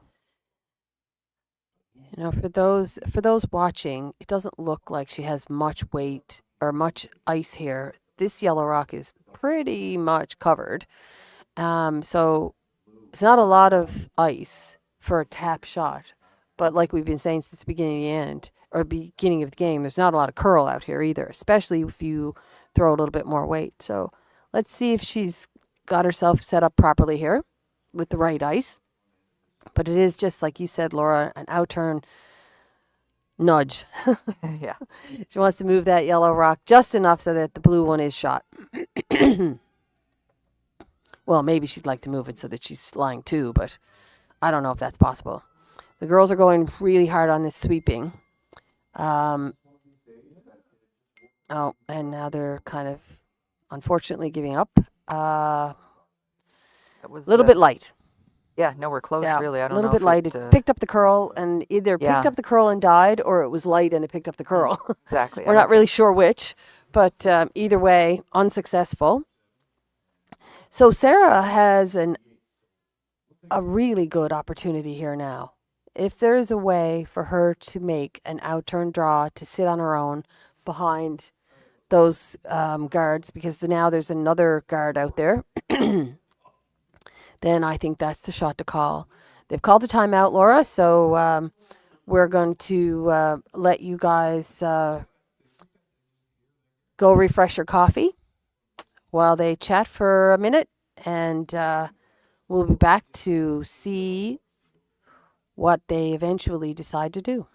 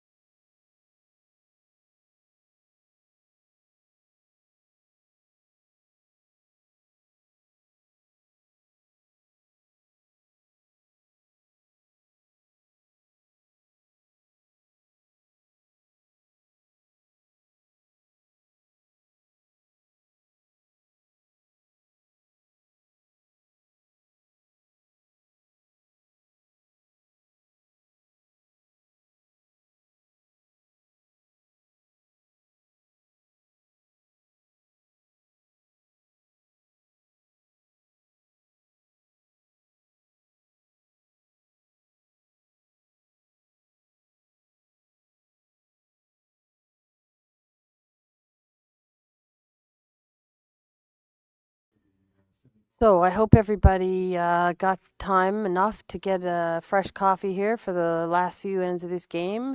This end is pretty exciting, actually, Laura, and it's really the first one where we've seen Team Boland have a real good chance here to solidify a steal. I mean, if you can actually solidify a steal, I don't know if you can do that when you really don't have control of the last rock. But this is a great chance for them to get right back into this game with a tricky little outturn draw, because we do know that these are tricky little outturn draws this morning.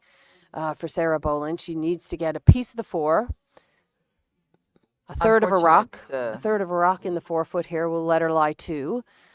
She does need to get it buried though, because leaving it open will give an opportunity for Stacey Curtis to hit to make a double and I get think 2. Stacey's top yellows too. Oh, yeah, I think the top yellow guards might be lined up perfectly for Stacey to run into her blue. Yes, okay. Yeah.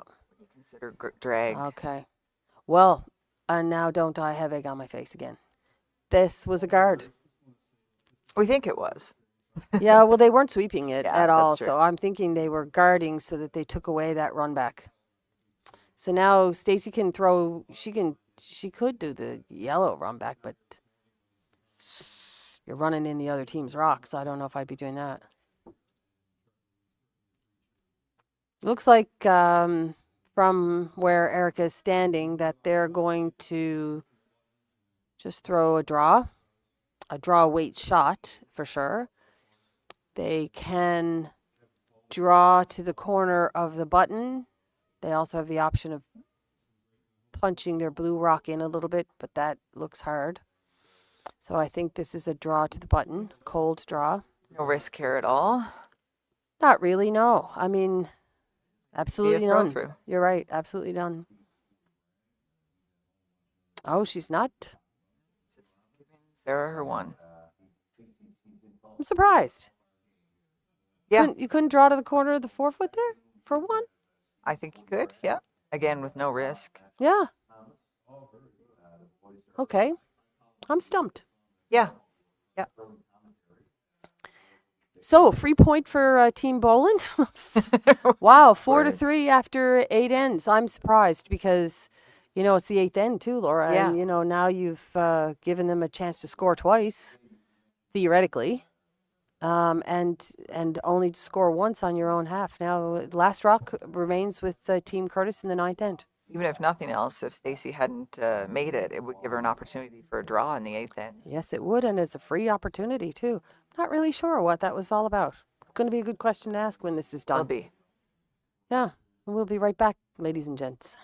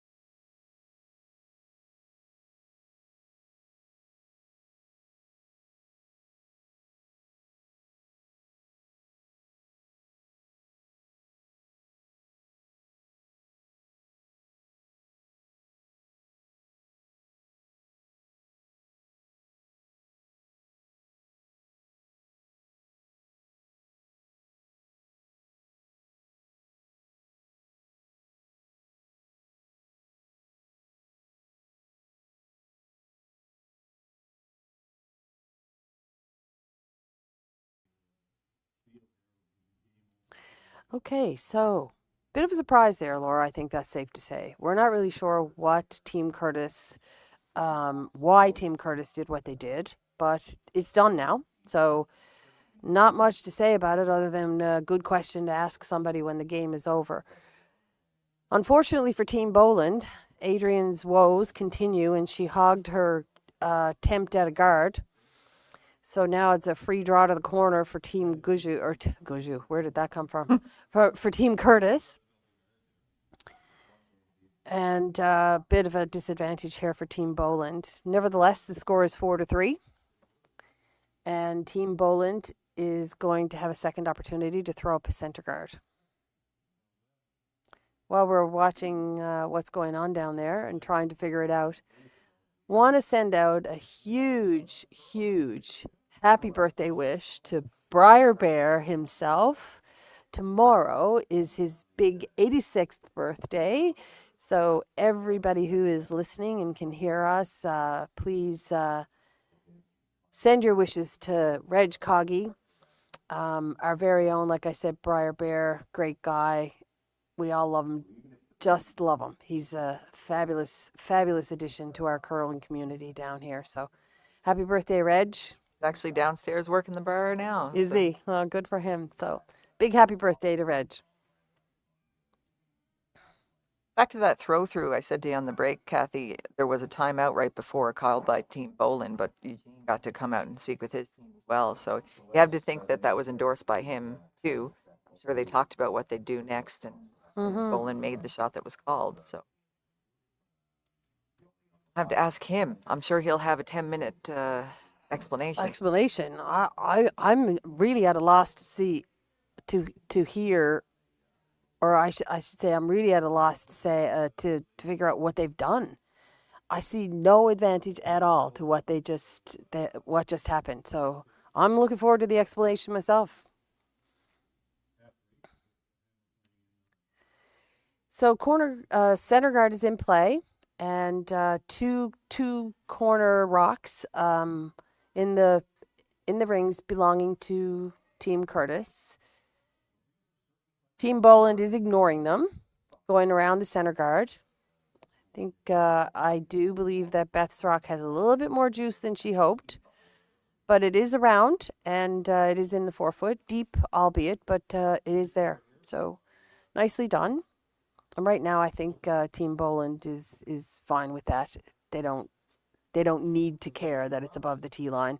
They just need to get some rocks in play and get them buried. By ignoring the 2 blue in the house, that was a statement to me that Boland was going all out for the steal, though. And if you're going all out for the steal, I'm not sure you bring that rock into the house. I think you might throw another guard up. That is true, Laura. Yep, that's absolutely true.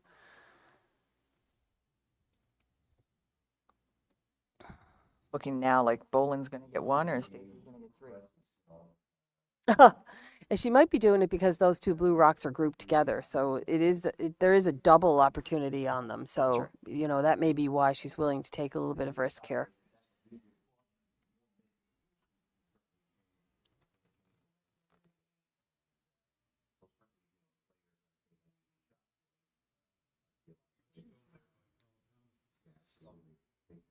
So a centerline guard replacement asked of Beth Hamilton. So she did get the centerline guard, but unfortunately she hasn't successfully covered her rock in the 4-foot. So it is going to give Stacey Curtis an opportunity to hit it. I don't know if I would. I might be looking at hitting that guard. I think you don't want to lose sight of the fact that that guard is the one that's going to cause you trouble, not the one that's in the back 4.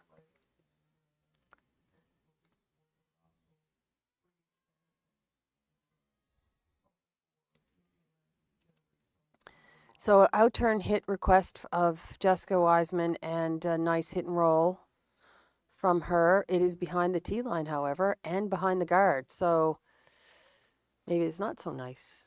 Nice for Boland. Yeah. Yeah.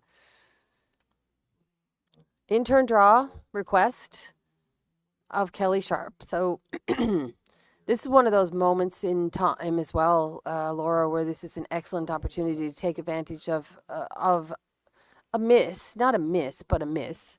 Maybe even a strategy call. Yeah, might be on behalf of Team Curtis. So in-turn draw attempt here by Kelly.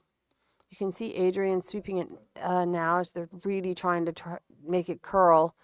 Needs to get off that front blue one quick, but didn't. I was surprised they took this turn. It looked much more wide there. natural to take the out turn. Yeah. No blues to worry about. I thought maybe Sarah knew something we didn't, that it would hook in there, but that's the spot we've seen has not hooked in there. What Kelly has done, though, is she has put her rock in play. It is in a good position. It's not perfect, but it's in a good position.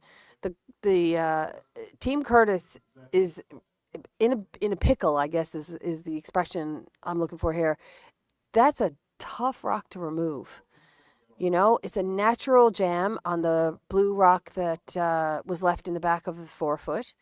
It's you can't get to the inside of it to poke it through the hole. The hole is not that big anyway between the 2 deeper blue rocks. So they've called a timeout to have a little discussion with their coach, who undoubtedly will have some words of wisdom and try and get them a strategy that will help them get out of this end and score a point or 2. Yeah, Cathy, the reason that rock is so hard to remove is the center guard that was ignored and left there by Stacey. Yeah.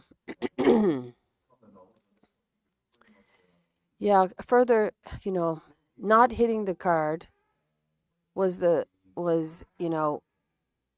not hitting the guard was a mistake. Hitting the back one and rolling under the guard behind the tee line certainly did not help. So now they're hitting the guard.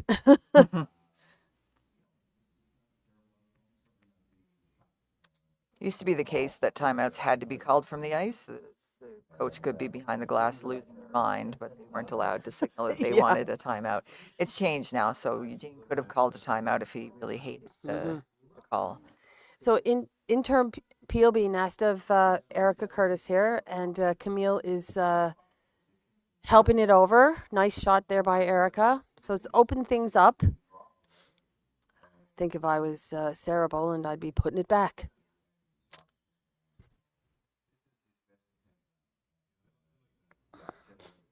I don't like hitting right now. I don't like hitting. I think the best indication of what to play is what did the other skip just do. Stacey doesn't like the guard. She doesn't want the guard. Put it back. The next surprise is that this is a hit weight shot. This should be a freeze. It absolutely needs to be a freeze if you hope to score it all in this end. Is this a tap? I think Sarah wants her to hit and flop under. Okay. Yellow. It's all or nothing. You make it or your opportunity. Wow. On. Wow. That just got by. And it's a great shot. It is a great shot. Really hard for Stacey to do anything with that now. She can get through the hole between the top two rocks, the yellow and the blue, that are just biting the 8-foot. She can get through the hole. But did you see that call here? She's hitting the Boland yellow and rolling over. I heard whoever's in the hack call out Peel, so Peel wait, I can tell you that much. Mm-hmm. They're going through the port, in worst case, they clip that yellow. No. So there's a couple of interesting. I'm not really sure if yellow is shot rock. I think it is.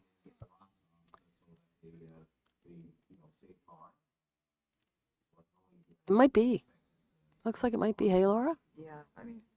It's a hard angle, but it looks close to me, and I think it is yellow. It's not an angle I would wager a drink on. No, I don't think I would either. But so where do you go if your team Boland here now? I'd be tempted to throw another guard.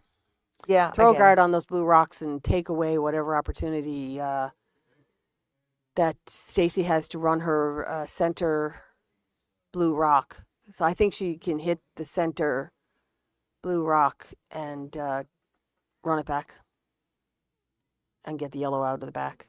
I'd put guard on it, I think. Yeah, I don't know where you go to lie to.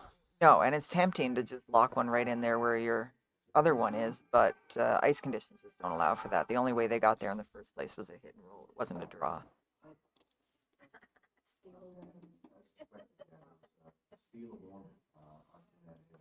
I think if I'm Team Boland right now, they've called a timeout, so we won't know for a minute or so what they're going to actually end up playing. But I think if I'm them, I like the guard. I don't like where Adrian is saying because I think that's a run double.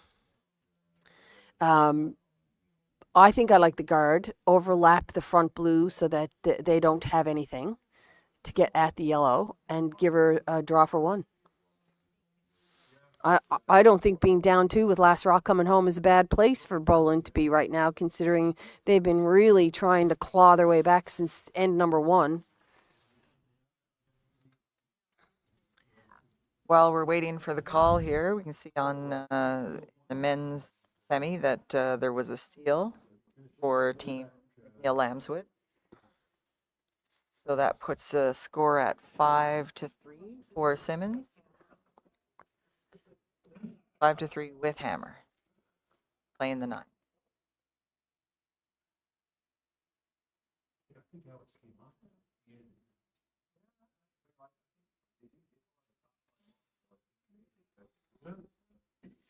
Stacey's probably preparing for a draw in her mind.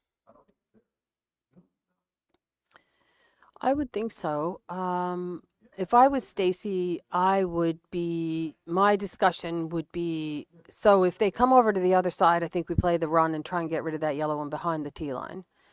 If they put a guard on it, we have to draw. I think those are her two choices. Personally speaking, being that the run is for 4, I would be covering that.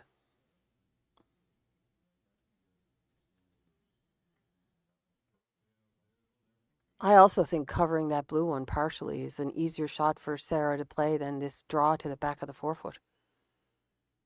Yeah.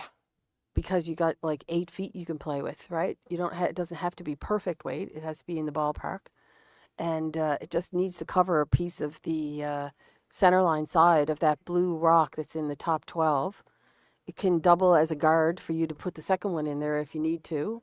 When it's all said and done, I think that's the shot. I like it better than the rock that they're playing, which is to draw to the other side of the back 4. Yeah, unless this run is harder than it looks from our angle, I can't imagine why you'd leave this, especially for Stacey. We've seen her make shots like that so many times. And it's for the game. You've left her a shot to win, Stacey. Yeah, exactly. So in turn draw to the back 4. Sweepers are both sweeping, which tells me that's not good. It's light, unfortunately. So Stacey does have 2 rocks. She can play this. She can play this attempt, or she could draw and make go for a skips deuce. No guarantee you're getting it, mind you, No. but I don't think I don't think she wants 1.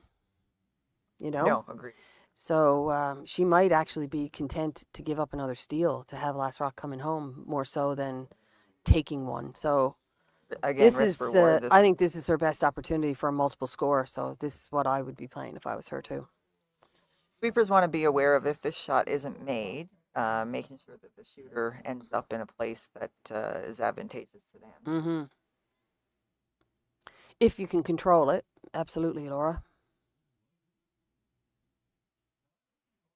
I think you're gonna see a pretty firm weight hit here to try and keep it straight. Not a lot of ice, so she's not expecting any curl. No big surprise there. No. Not much curl happening here at all. So the call here is to get Camille to try and help it over. Needs to curl in order to get to the nose of that blue one. Wow. Ah, just missed it. Really no chance to remove it now, I don't see, Laura. So it's really handed it back to Team to Team Boland to give Sarah an opportunity to use her draw attempt. The draw attempt that ended up to be a guard is now very valuable to Team Boland. So she has an opportunity to draw around this to the top 4 and quite possibly steal 2 if Stacey isn't able to remove it. Cathy, would you consider the other turn here? I don't mind this one. Just thinking if it hangs open, then that'll still leave Stacey a potential double. Yes. So I guess she'd have the slash as well the other way though, wouldn't she? This is heavy. No one's touching it. That often happens when you throw the first one short, doesn't it? And it didn't pick up the curl, so the curl that we don't know if it exists. But certainly didn't. I will say poor Sarah in that particular case because I think the ice conditions and the fact that she was short on the first one made that look a lot worse than it was. But anyway, opportunity lost for her. There's still no guarantee that Stacey can make this shot. So this is by no means an easy shot to get this multiple score. Is just so there's very little room for error. So the idea here is to hit this the top blue slightly across the face of the deepest blue rock, and hope that you can catch enough of it to remove the yellow rock. And I say hope that because I don't think that that's very easy at all. The angles are not really not really well set up for that shot. Hey, Laura? No, but it's there.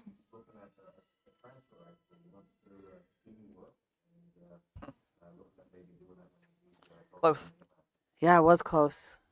I think they lost the sweeping call there on that. It was a bit of a panic from the both ends, actually, from Stacy and from Erica. Tells me that it might have jumped on them. Yeah, and maybe just an over adjustment because the other one hung straight.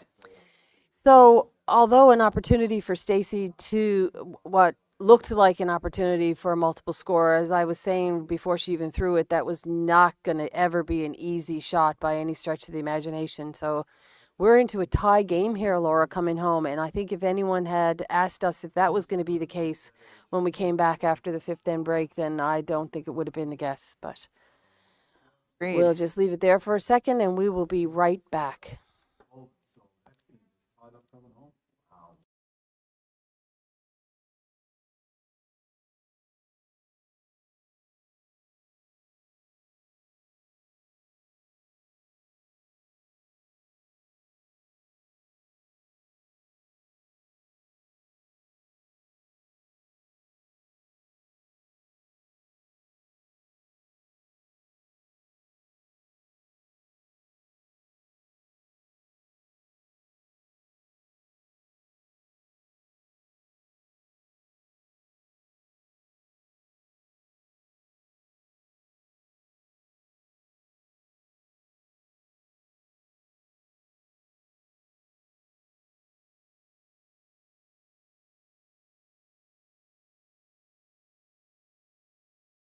So, Laura, as we've said many times this week, the momentum just shifted again. Now, that's not to say that this is going to be a cakewalk or anything for either of these teams, but Team Boland has got to be feeling pretty good about themselves right now. I think if after the sixth end they were pretty down, they weren't making shots, they weren't getting any opportunities. They've had many opportunities since the seventh end now, and they've stolen a couple of points and tied this game up. Will it come down to the question of the throw-through in the eighth end? It very well may. It very well may. I certainly had no issue with the calling of a very difficult double in the ninth end because I don't think stealing one in the ninth was ever going to be a bad thing for Team Curtis, except that they are in they are in a position of being won to death in the back end of this game, just like they did it to Team Curtis in the front half of the game. And you do at some point want to stop the bleeding, as they say. So centerline guard successful by Adrian. And I think Adrian is probably sitting back saying, well, if I didn't curl great this end, at least I made that. So, and in the 10th end, you kind of do have to, don't you? So an intern come around now being called by Sarah for Adrian to put her second one, probably high in the house. The corner guard was successful for Team Curtis as well. Not sure they wanted a corner guard. No. Oh, well, that's true, actually, because they don't need two, do they? They only need one. Guards are going to be Sarah's friends, so I would call that a big mistake. I think you're right. So Adrian wasn't able to get around, unfortunately, for them. And however, she was on the right side of the error and did leave it short. So there is two guards in play. Albeit staggered, they are in play, and there's nothing that Stacy can do with the top one because it's on the center line, and not worth the risk to try and tick the other one. So she's calling the come around of Camille. So Camille's objective here is to get this in and buried around probably top 8 at the very worst.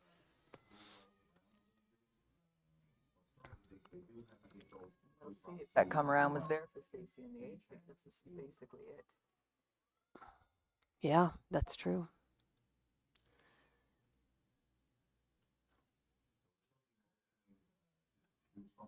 Pretty good shot. Not buried. Probably at least a third of it showing, maybe a half. You see Sarah's how, indicating yeah. hack weight, like at this. So Beth Hamilton's job now is to remove this blue rock. Don't want to do the commentator's curse here, but we've talked about how great Beth's weight control is. Yeah, so an in-turn tap. I guess, first of all, you got to get it by the guards. And it's close. It is going to be really close. Yep, she's by the guards, made the tap, rolled under the corner guard. Pretty good shot.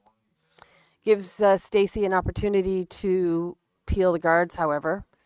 I mean, I certainly get why they had to remove it because it was in the draw path, and the come around the other way on the outturn side probably doesn't look all that appealing because the guard was moved. So this is a appeal request of Jessica Wiseman.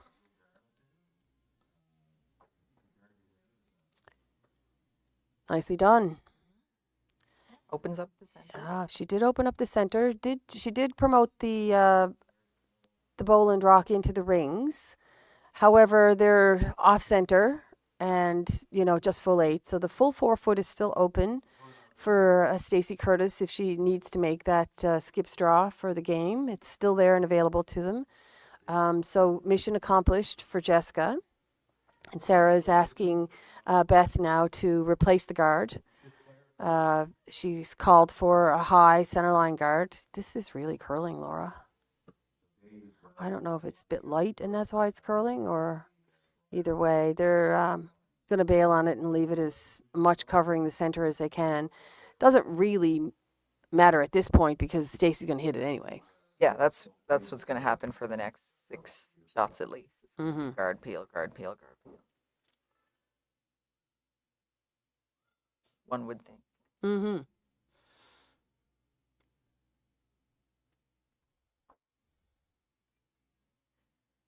Nicely thrown.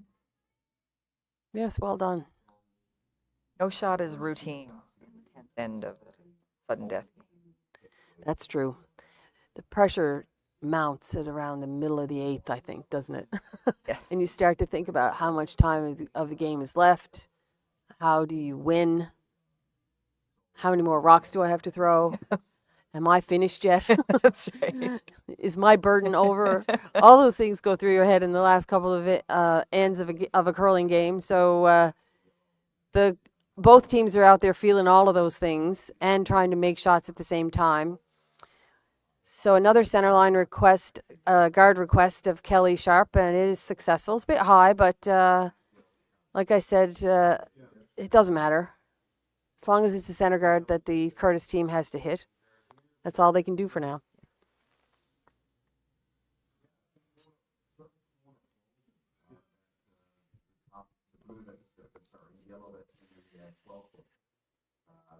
As long as these peels continue, it's going to be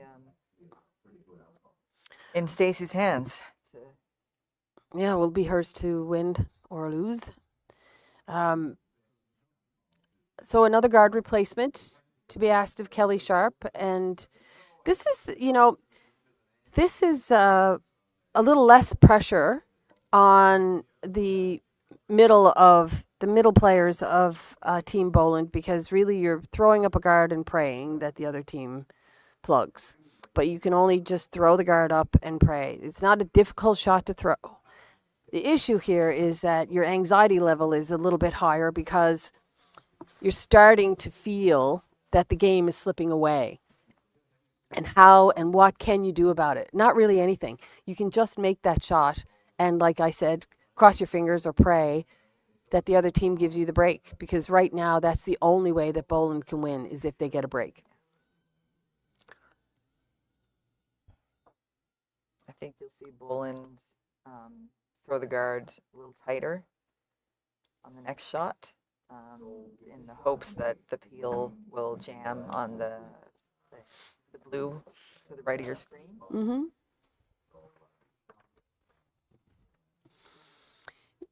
When I The say end the of the peeler day, jam, I mean the shooter. yeah, at the end of the day, I think if things don't change for Team Boland, in that they put the guard up and it gets peeled away, Sarah's next rock can be a draw to the corner of the 4 foot behind, slightly behind, half behind the 2 yellow rocks that are there. I think that's the best place that she can go to make it as hard as she can make it for Team Curtis. Also, by showing Stacy half of it, she may tempt her into throwing a heavy draw and following her down to tap it back, which is always a tricky shot. It You is. know, that half and half, I'll throw it a little bit heavier or whatever.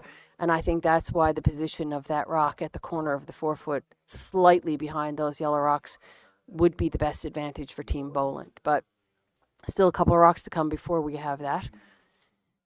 So she's put the guard exactly where I said, for exactly Mhm. the reason I said, which is it's hard to peel without leaving a rock Mm-hmm. up there.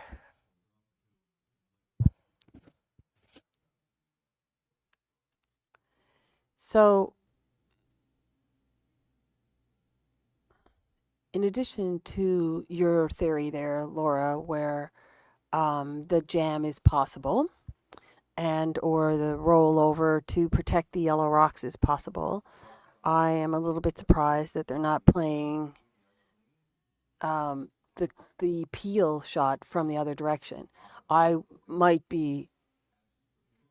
Well, actually, no. I'm going to take that back. You can't do that because you could punch it in and improve where the yellow rocks are. So this is the right way to call it. Talk to myself out of that. I knew where you were going, and I waited for you to get there. But Yeah. I thought the same thing and got there just a second sooner. Yeah. Yeah.